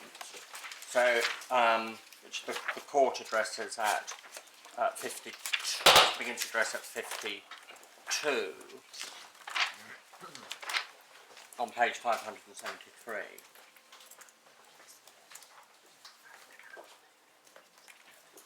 So, the court makes the point at paragraph 52 that under 40.2 bis, an authorisation is not required for dividing up and changing in packaging where those processes are carried out solely for retail supply by pharmacists and dispensing pharmacists or by persons legally authorised in the member states to carry out such processes. And there the court is simply reciting the words of Article 40.2 bis. And then 53, the referring court has to find out whether Avastin is in fact legally authorised in Germany, and on the other hand, whether the activities are in fact included within a system for retail supply. Sorry, just only a footnote point, but I thought Mr. de la Mare told us earlier that it was clear from the Advocate General's opinion that Avastin was legally authorised in Germany. Did I?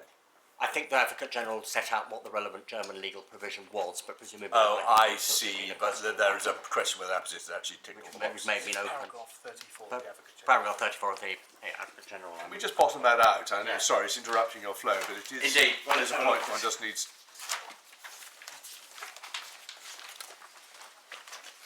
It's 553.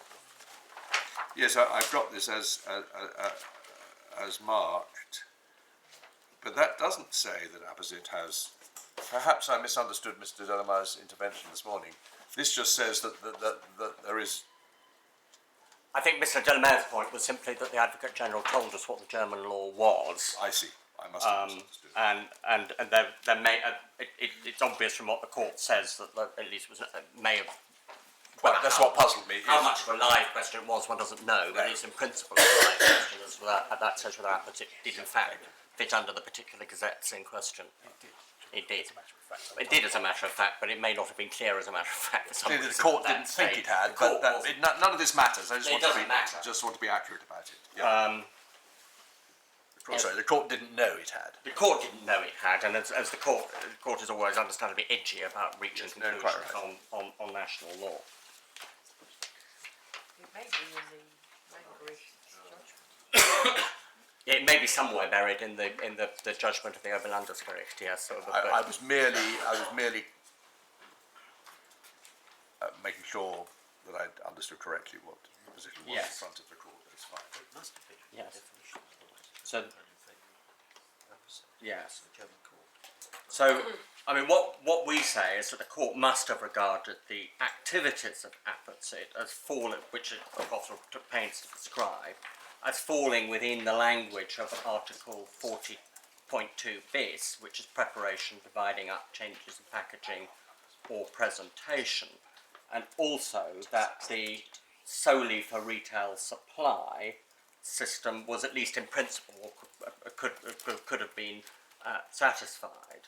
And perhaps also I've got also a note to look at what the Advocate General says in AIFA, paragraph which is C, paragraph 79 and 81.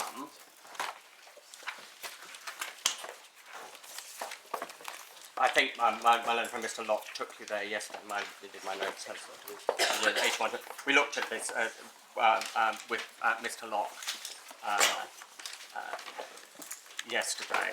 So the Advocate, if one looks at page 693, the Advocate General in fact states in conclusion at the top, 79, that this falls within the Article 40.2 bis, and then at 80 he goes on, and in fact that's the paragraph that's then approved by the court, paragraph 77, but he goes on at paragraph 80 and so on to explain why he reached that conclusion, and he explains at 81 how he approaches the concept of solely for retail supply.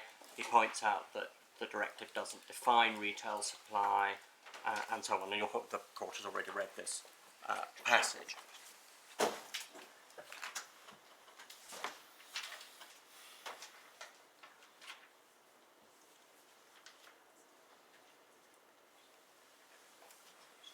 So however one looks at it, the court, and the court followed the Advocate General here in AIFA, the court has accepted that the apposite situation as described to it met the solely for retail supply condition.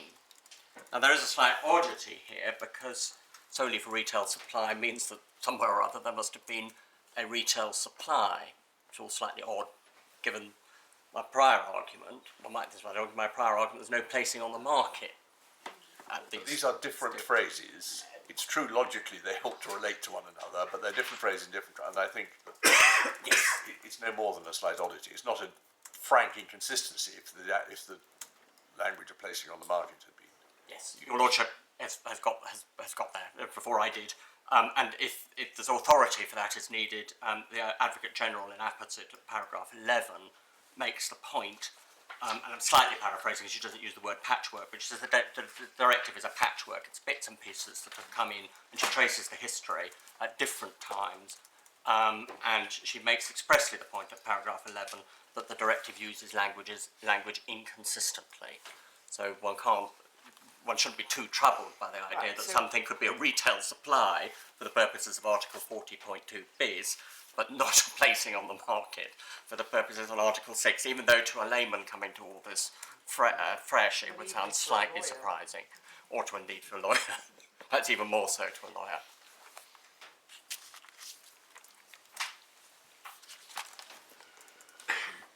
Now, we stress at this point, and it's a point I've made very briefly before, but it's important to stress that in general, Article 40.2 bis does not generally require prior prescriptions, and perhaps it is important to know that, particularly if one goes back to apposite. What's apposite?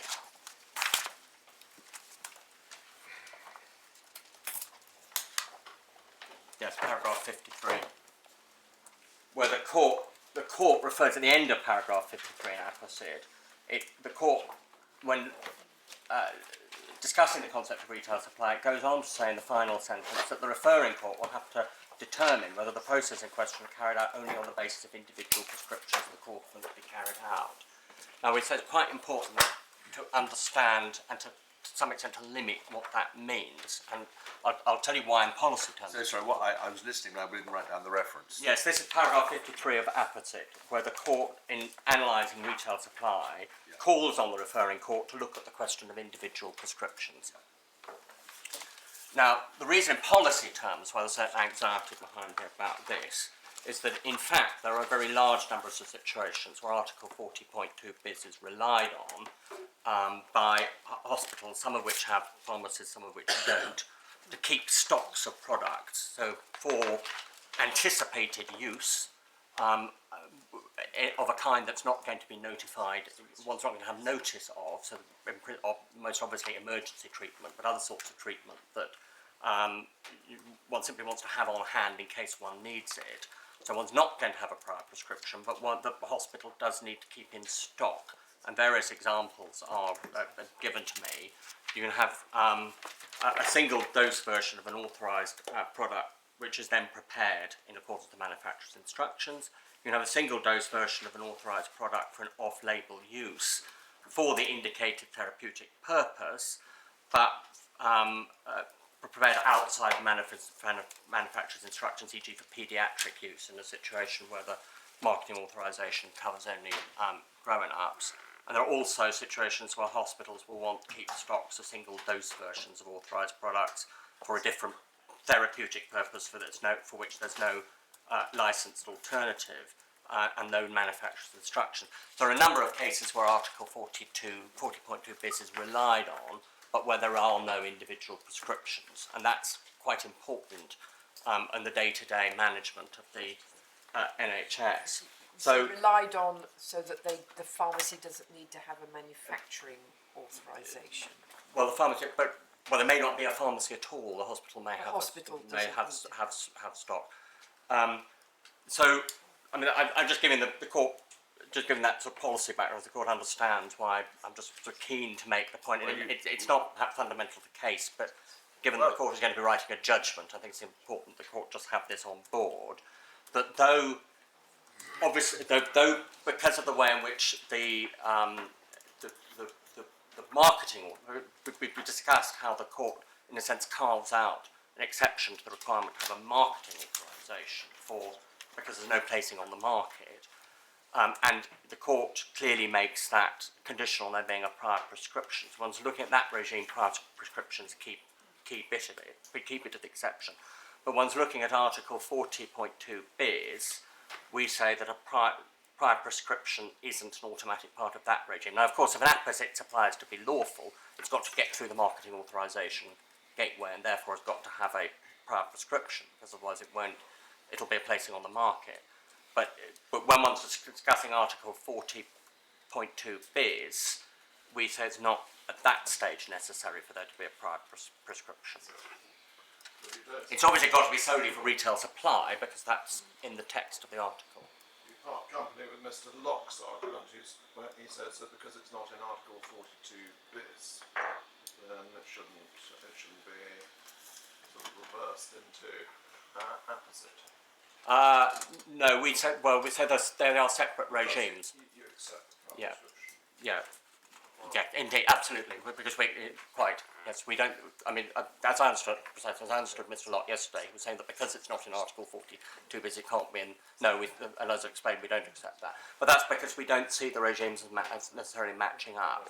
Now, in the case of an apposite supply, the court explains why you don't need a manufacturing licence under 40.2 bis, but Article 40.2 bis goes wider than that, and it covers a number of other cases which are not before this court.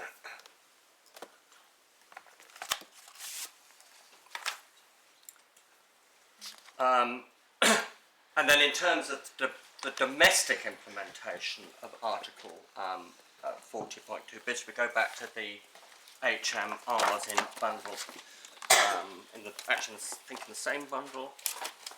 Yes, bundle of tab 13. we're now looking at regulation 17. Sorry, which Bundle B, tab 13, page 408.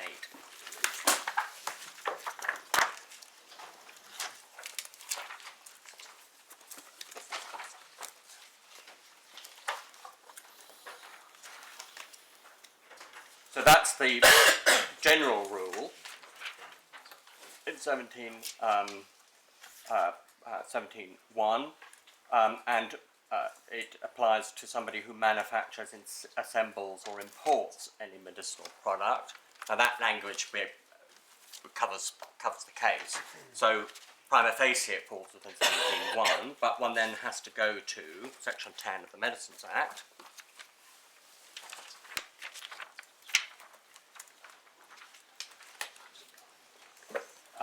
Which is page 351, which overrides the restrictions imposed by 17.1. At the bottom page 351, for anything which is done, so first of all it tells you by whom, registered pharmacists, hospitals, health centres, and done by or under the supervision of a pharmacist, and then so that's by whom, and then it tells you A, preparing or dispensing a medicinal product in accordance with a prescription given by a practitioner, and that is the relevant implementing provision here, and preparing therefore has to be read somewhat wider than it might normally be read, because this is implementing Article 40.2 bis, so it includes all the various activities, dispensing, Dividing up. yeah, breaking up, dividing is the word I was getting at, dividing up and so on. The court recites in apposite and finds to be, and then covers the process that it had before it in that case. So preparing has to be read a bit wider in order to be consistent with Article 40.2 bis. So the garage snake oil maker would fall foul of regulation 17 and would Yes. not come out through section 10. So it's not a pharmacy or hospital or anything else. Yes. why have we got the prescription limitation in? Yes, it's got A?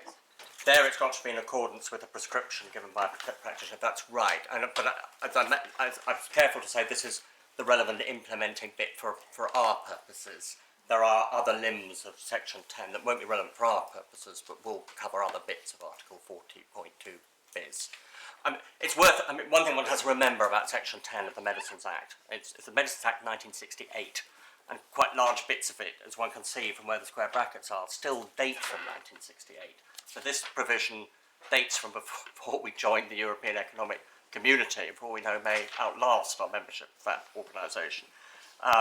It's been around for a long time, and it wasn't written with an eye on the Medicines Directive or even EU law. It's therefore necessary, in accordance with standard principles, Marleasing and so on, to interpret it with a bit of sympathy and conforming interpretation. It's intended this is the provision that is still intended to implement the directive. One has to sometimes therefore read it through the prism of the directive in a way that one would not read it without the benefit of that prism. And to save me coming back to this particular thing, when you look at it, if you look at all the amendments, you'll see that virtually all of the amendments to these provisions were made by the HMR 2012, Yeah. which substantially rewrote the Medicines Act by one of its schedules. Yes. But still quite a lot of section 10 survives. Yes. Well, what I was just, it looks to me as though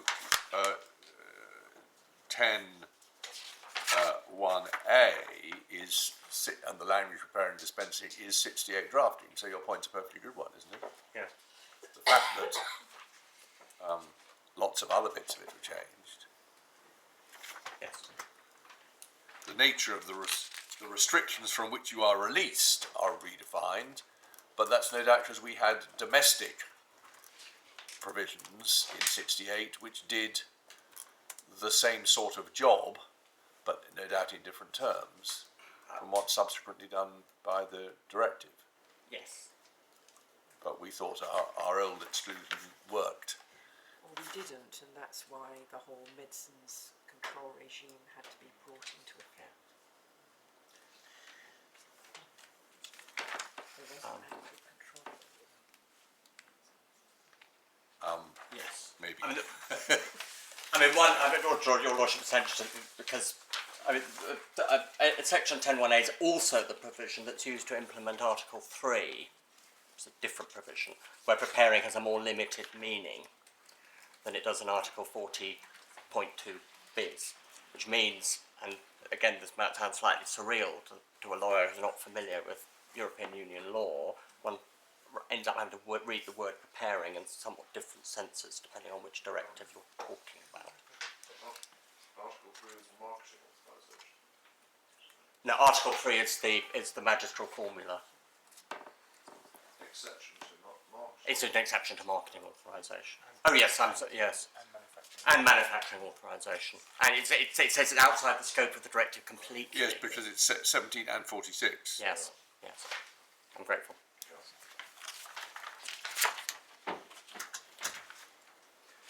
Right, so that's a manufacturing authorisation regime, and then finally the wholesale licensing regime, which, as my learned friend Mr. de la Mare rightly observes, our skeleton doesn't address at all, and as he rightly also observes, that's because it hadn't at that stage apparently become an issue. Now, we agree that, with the appellants, that a wholesale dealer's authorisation cannot license distribution of a medicinal product that is not covered by a marketing authorisation, leaving aside a few odd exceptions, those behind me are keen to point out. One, which one finds, I don't think we need to go to it, but for the court's note, Article 85A of the directive deals with products imported from outside the European Economic Area, held here and then exported out of the European Economic Area, and that's implemented in Regulation 43.6. So that's an exception to the general rule, since I'm appearing for the Secretary of State who doesn't want to mislead the court by saying something's always true when it isn't. But in general, it is right that a wholesale dealer's authorisation does not license distribution of a medicinal product that is not covered by a marketing authorisation. And indeed, that's the basis on which Regulation 18.6, which you might actually have conveniently in hand if you have the bundle be open, that's page 408A. Your Lordships will see 18.6 that the domestic legislation is quite clear that a wholesale dealer's licence doesn't authorise the distribution of a medical product unless a marketing authorisation is in force in respect of the product. And then your Lordships will see the point I was just making, there are some exceptions, which 43.6. We also agree that those provisions, Article 76, Article 77, Regulation 18, apply to NHS bodies as they do to anyone else. The old days when the NHS was covered by Crown immunity disappeared in the early 1990s. And in any event, one might have thought the Medicines Directive probably would always apply anyway. So that's how then does one analyse that regime when trying to apply it to an apposite supply. Now, our starting point here is that the Court of Justice was aware of, though it doesn't discuss in any detail, the wholesale distribution provisions in the directive. Advocate General Sharpston refers to them, and they're also referred to at paragraph 41 of the judgment. So the court had noticed them, even though it doesn't analyse them. And we say it's inconceivable that the European Court of Justice would have held as it did had it reached the view that any apposite supplier required an Article 76, Article 77 authorisation, because because the CB that was being prepared is not use the language of regulation 18.6, a medicinal product in relation to which a marketing authorization is in force. So how does one reconcile that? Now, our analysis is that the key to this is the concept of distributed. If we go to, as defined in the Medicines Directive, and that is defined in Article 1.17, which is in the first authorities bundle, volume A, at page 24.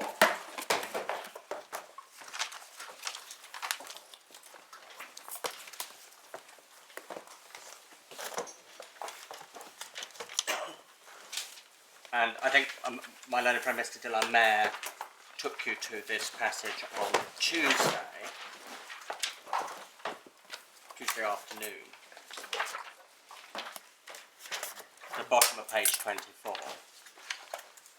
And that's what it defines, well, wholesale distribution, but also distribution. So it's procuring, holding, supplying or exporting medicinal products.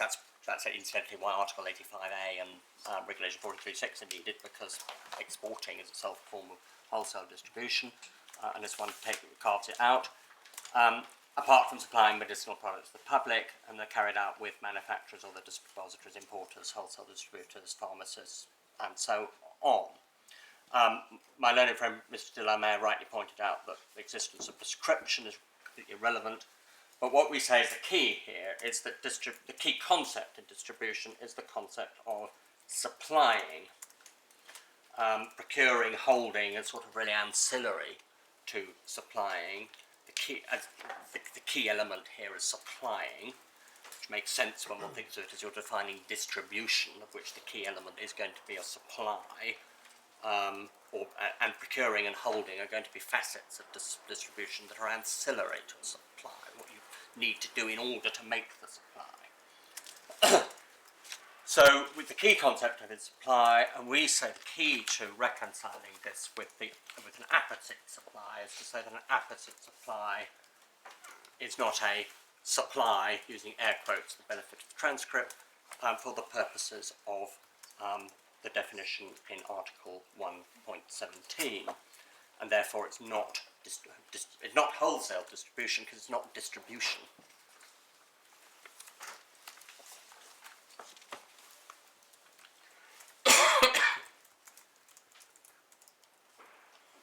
And that's obviously analogous with, though it is separate from, the reasoning that it's not a placing on the market. Yes.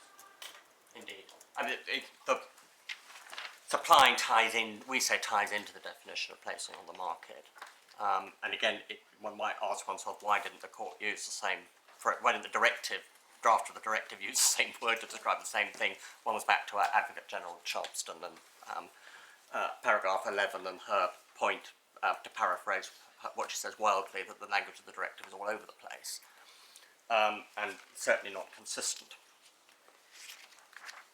So that's how, and then if one goes back to Regulation 18 to look at the domestic position,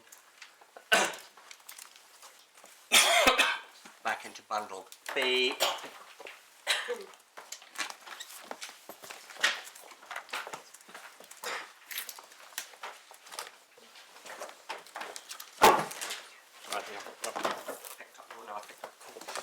mistake. Yes, I know. I'm just I've got somewhat unexpected. Yes.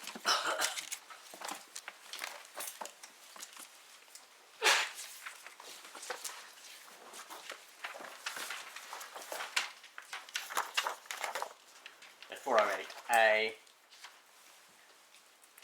18 4 again.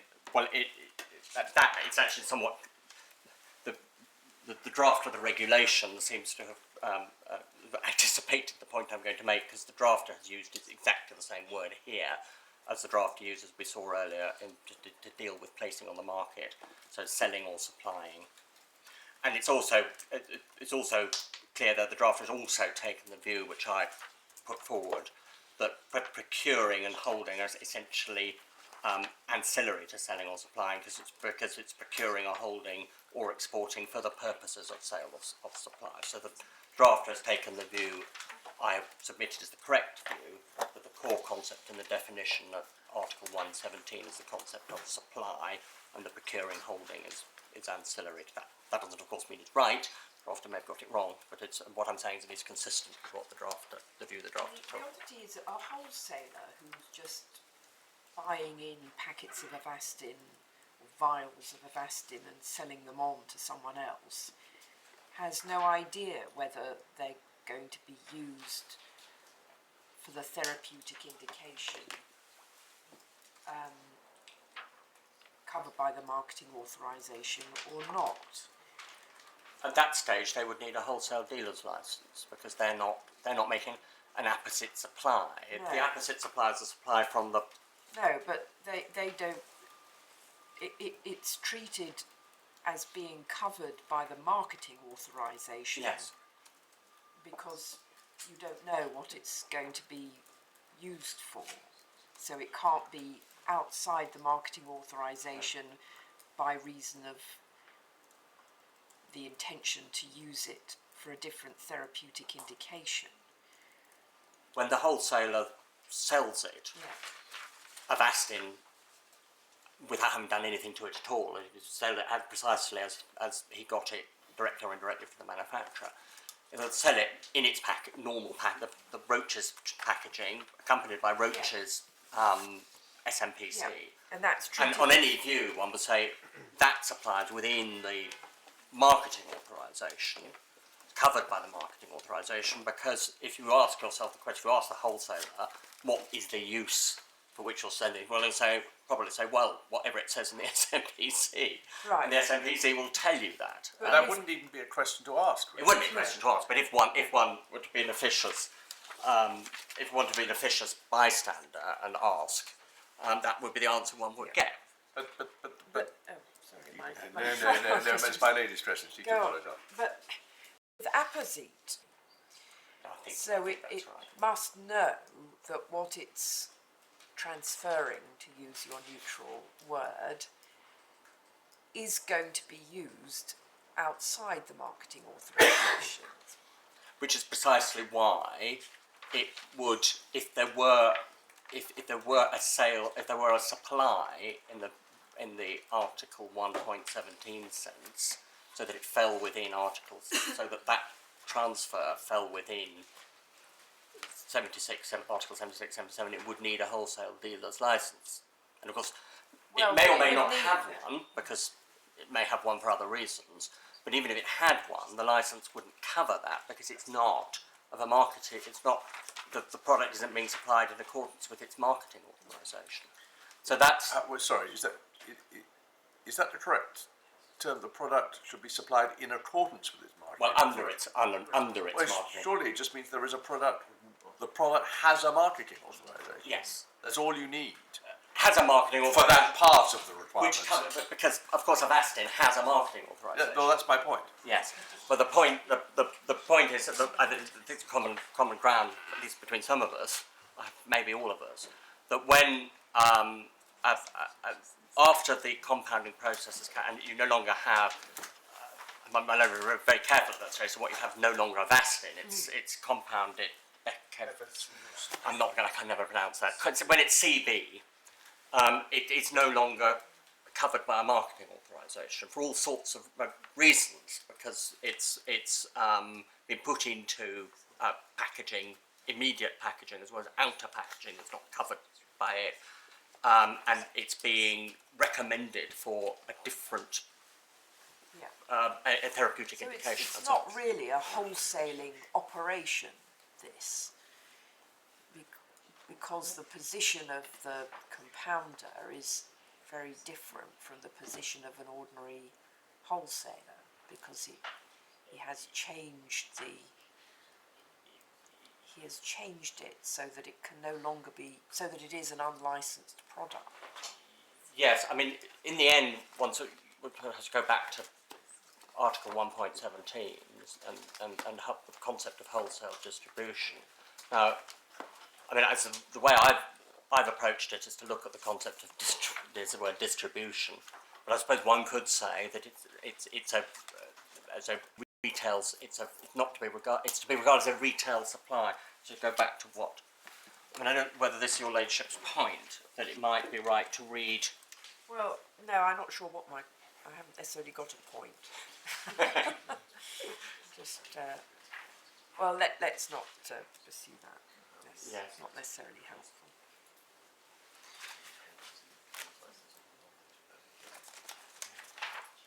Right, so that's our analysis of the wholesale licensing provision. So, I mean, when one gets to in the end is that we accept that it's entirely possible as a matter of legal practical reality for a registered pharmacy, and it has to be a registered pharmacy because the limits in section 10 here, because there's no relevant route by which somebody who isn't a registered pharmacy could be an apposite supplier, so in contrast to Germany.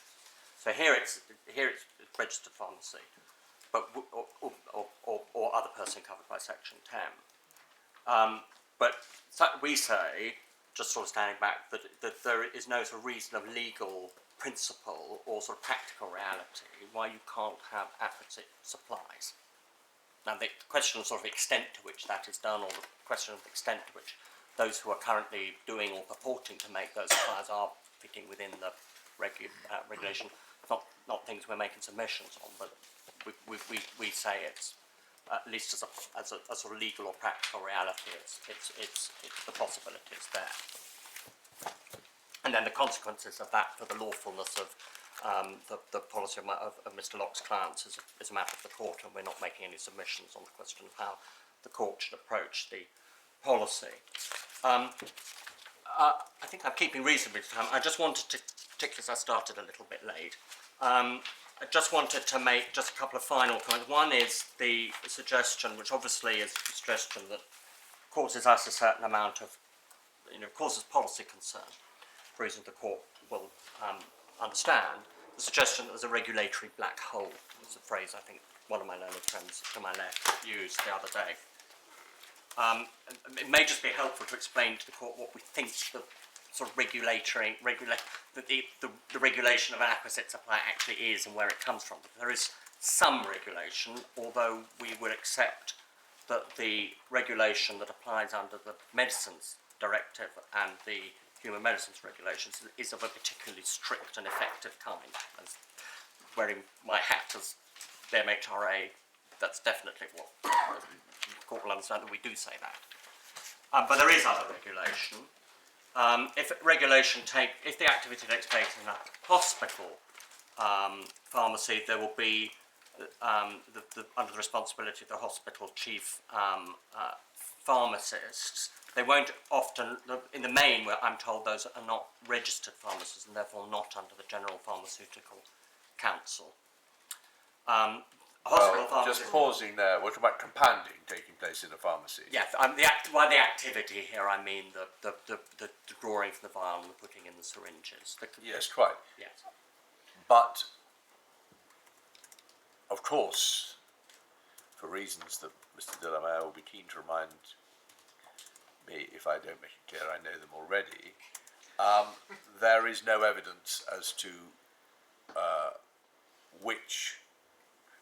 no good evidence, perhaps you could say, as to which hospital pharmacies will be doing what. Yeah. But as a matter of common sense, it is likely that it will only be the most sophisticated hospital pharmacies which will undertake to provide compounded, well, let's just say CB. And those, is this not right, are the kinds of hospital pharmacies which are likely to be registered pharmacies. And if they're not, no, I'm told not. it doesn't follow. Doesn't What follow. then makes a registered pharmacy? I mean, you can say registration, but what sorts of things would lead one hospital pharmacy to be registered and another not? I'd probably better take instructions on that. My understanding, my lord, for what it's worth, is that a registered pharmacy is like a high street chemist. Dispensing chemist.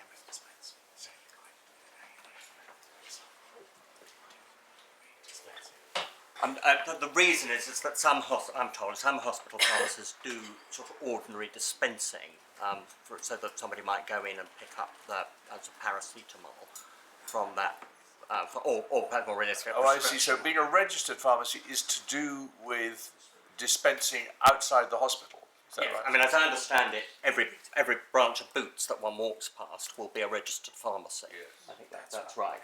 Yes, and then it's because Yes, I see. So I misunderstood really Yes, what was the- involved the- in register. It's, in a sense, it's a bit of an irrelevance to the question whether or not it's a kind of place that you would expect to be equipped to do compounding. It's addressed to a completely different it's question.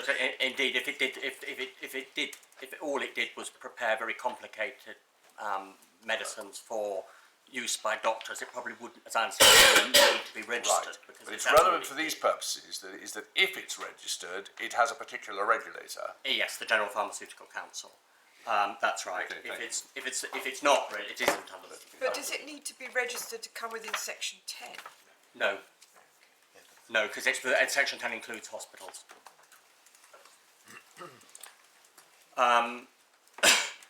And then, I don't know how familiar the court is, your lordships may have come across General Pharmaceutical Council in other cases, but generally it's a professional regulator with the usual pertinences of that. It investigates concerns, it has powers, it can conduct investigations.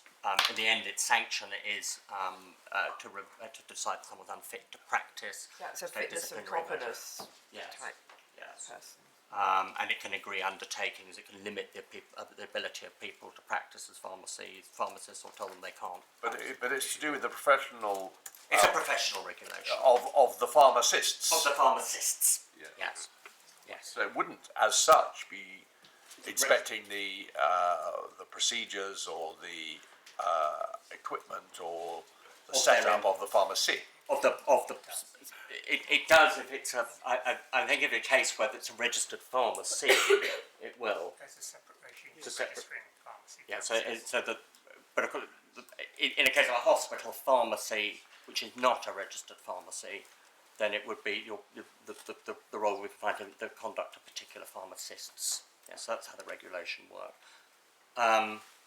And then, insofar as doctors are involved, of course, you've got the General Medical Council. That was a regime that your lordship. Hang on, I'm being slow about this. The sorts of the regulatory black hole which has been identified, isn't so much about the professional regulation of the people working there.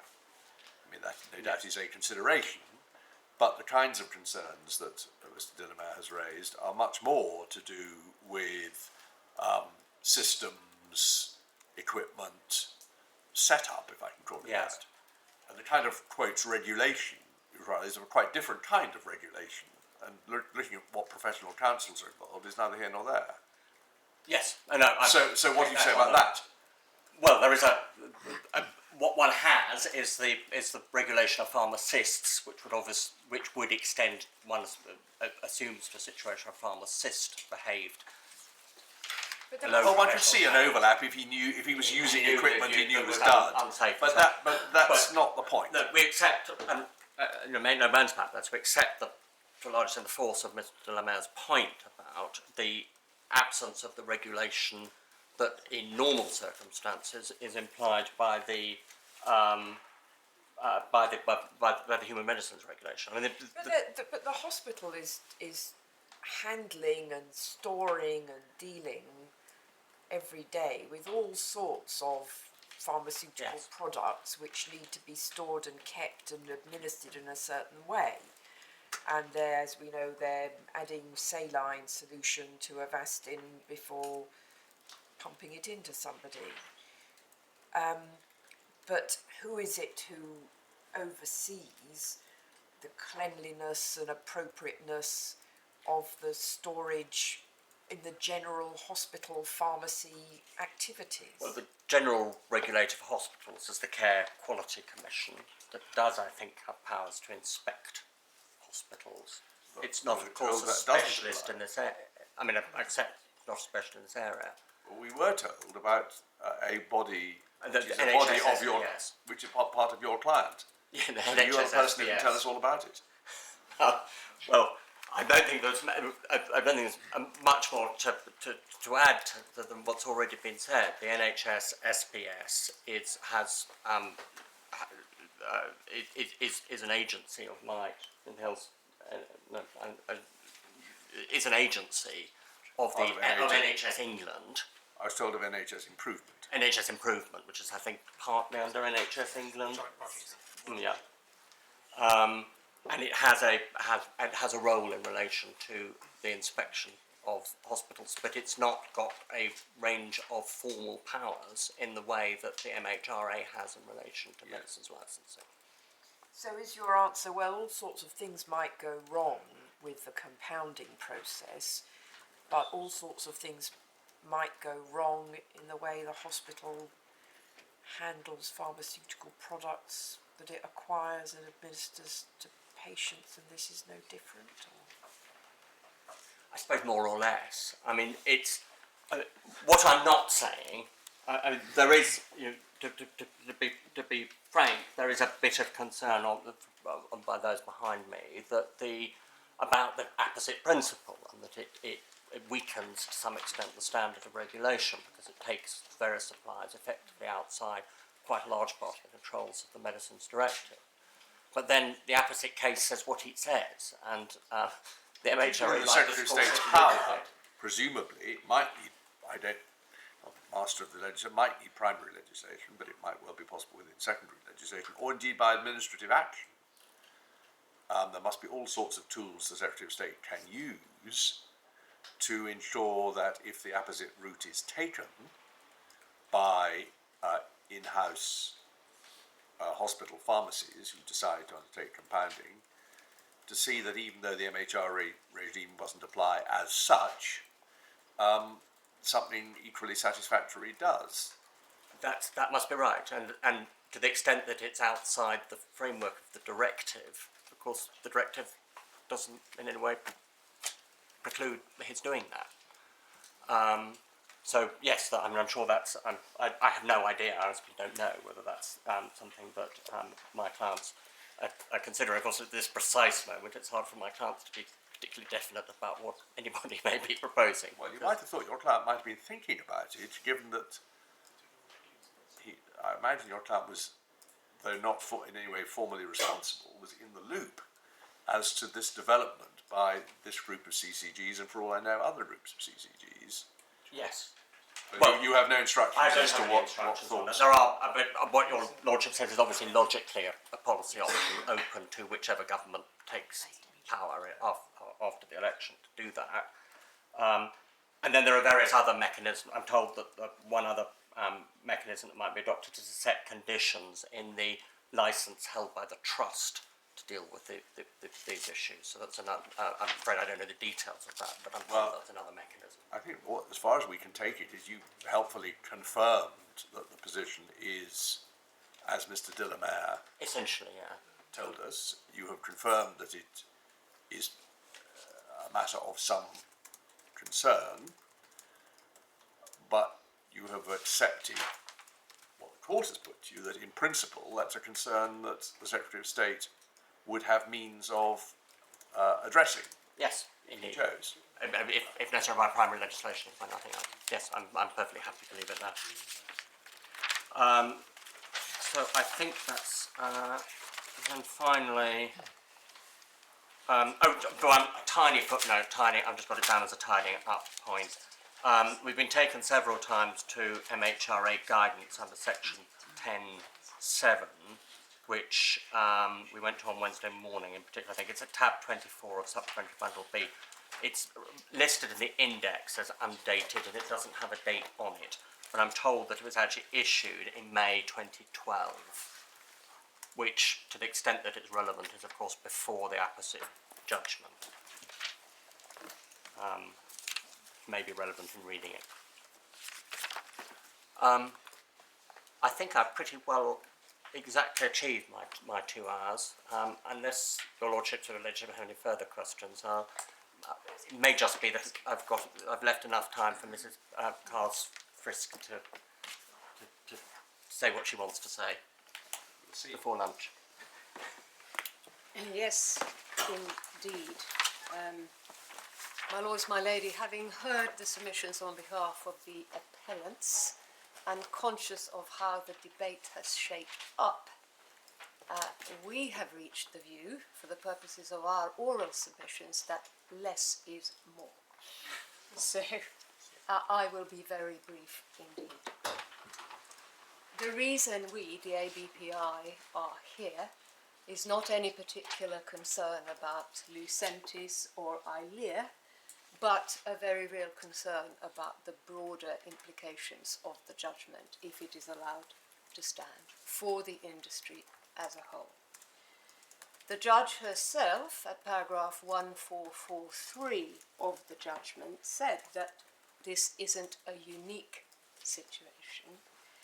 And as the appellants have pointed out, and we agree, if it is right and lawful that there can be a bulk supply of CB, as we would say is undoubtedly envisaged one way or another by the policy, then that does open the door to that being permitted in other cases too, in other analogous cases involving similar circumstances. So to pick up my learned friend Mr. Peretz's point just now, we have a concern about the standard of regulation being weakened if the judgment stands. And in common with the appellants under their ground 3D, we do say also that to permit the kind of bulk supply of an unlicensed medicine that we're concerned with would have the effect of fundamentally undermining the regulatory system.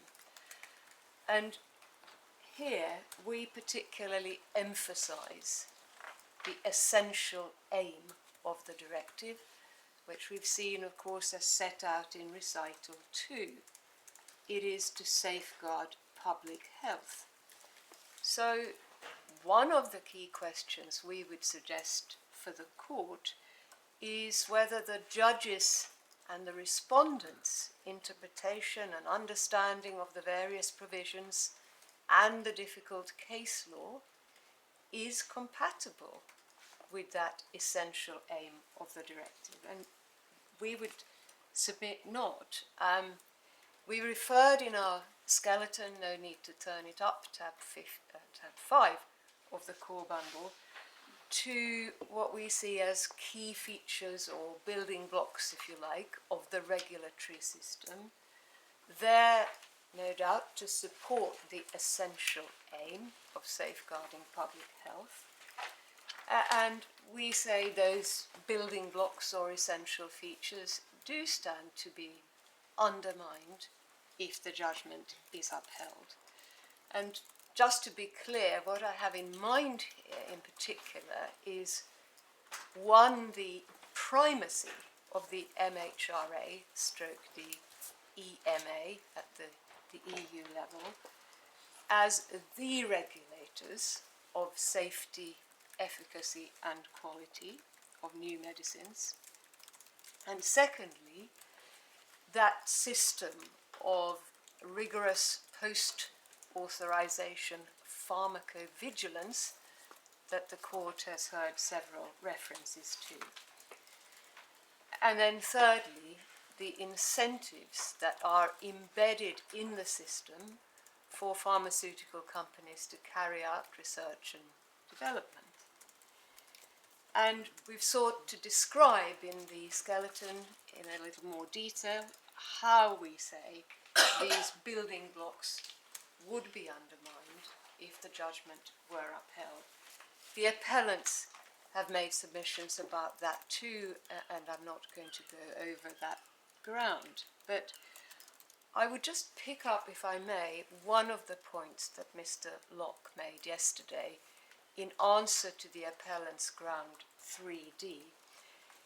He said he had two answers, and one of them was, as I understood it, that the CJEU has already ruled, and I think he put it this way, that dividing up Avastin does not offend the scheme of the directive. One of his key points, well, we say in response to that, well, exactly what the CJEU did decide in the key cases, Apposite and IFA, is of course at the heart of the debate before the court, and you will have to answer the question. We say it will help and is highly relevant in answering that question to look at how these key features or key building blocks of the system are affected by or fit with the respondent's understanding of those cases. Do those building blocks fit? Are they negatively affected by the respondent's analysis? How, for example, one might ask rhetorically, is it compatible with the essential public safety aim of the directive to consider that CB in syringes represents an unmodified version of Avastin in the light of all the risks to quality and indeed the issues around the manufacturing process that my learned friend Mr. Delamere in particular has pointed to. And I think the court has what our suggested answer to that question would be. Now, my lords, my lady, I said I would be very brief, and if I finish now, I hope I will have been true to my word. And it is not even 1 o'clock. Right, thank you very much. Yes. Now, how were the two of you dividing up your replies? My lord, I'm proposing. If any. I'm so sorry. I said if any, but I'm assuming there will be some. There will be, my lord. I'm going to reply on the points that I addressed in opening, so grounds 1 and 3D and following. If it's convenient to the court, I'm very happy to take all of those as a block, so that we don't have the unfortunate jack-in-the-box that we had in opening. But so I will start, and I hope to be quite short. I'm quite happy to start now, if you'd like, or to start at 2 o'clock. Well, I think if there's a useful chunk you can do in 5 minutes, let's get started. But I'm very happy if you'd rather have a key. No, I'm quite happy. No, let's do it. The court will appreciate most of. And the nature of replies, they tend to be bullet points. Yep. I'm grateful. So, going back to what Mr. Locke said yesterday, he said that our case on ground 1 is ultimately circular. And he said that because he suggests that we draw from the fact that no trust has currently implemented the policy, our submission that this court can only judge its lawfulness by reference to modes that were in contemplation of the CCGs at the time when the policy was adopted. And that's not where we get our argument. I wanted to make that clear absolutely up front. Rather, as I've explained, we derive it from the case law. So if I may, I wanted to come back and make 5 very short points on the case law, and perhaps I could try and achieve that before the short adjournment. Now, the area of dispute on the case law has narrowed considerably from our perspective. First of all, we're all agreed that Raisi in the Court of Appeal provides the test for how to construe the policy. Second, Mr. Locke accepted that Gillick is more apt to be applied to this case than any of the procedural unfairness cases which the CCGs had relied on in their skeleton and indeed below. So I'm thinking of particularly the detention action case and the refugee legal centre case. And it is, in our respectful submission, instructive to go back to the Gillick test, therefore, and in particular to one of the passages on which Mr. Locke also specifically referred the court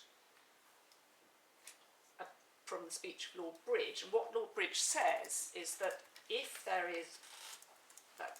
a public body promulgates in a public document, albeit in non-statutory form, advice which is erroneous in law, then the court in judicial review proceedings has jurisdiction to correct that error of law by an appropriate declaration.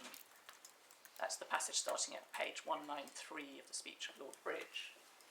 And that articulation of the exercise, and there are other places in the Gillick case where it's put slightly differently, but that has come to be understood, for example, in Tabac and Letts, to mean that a policy which leads to or encourages unlawful acts is itself unlawful.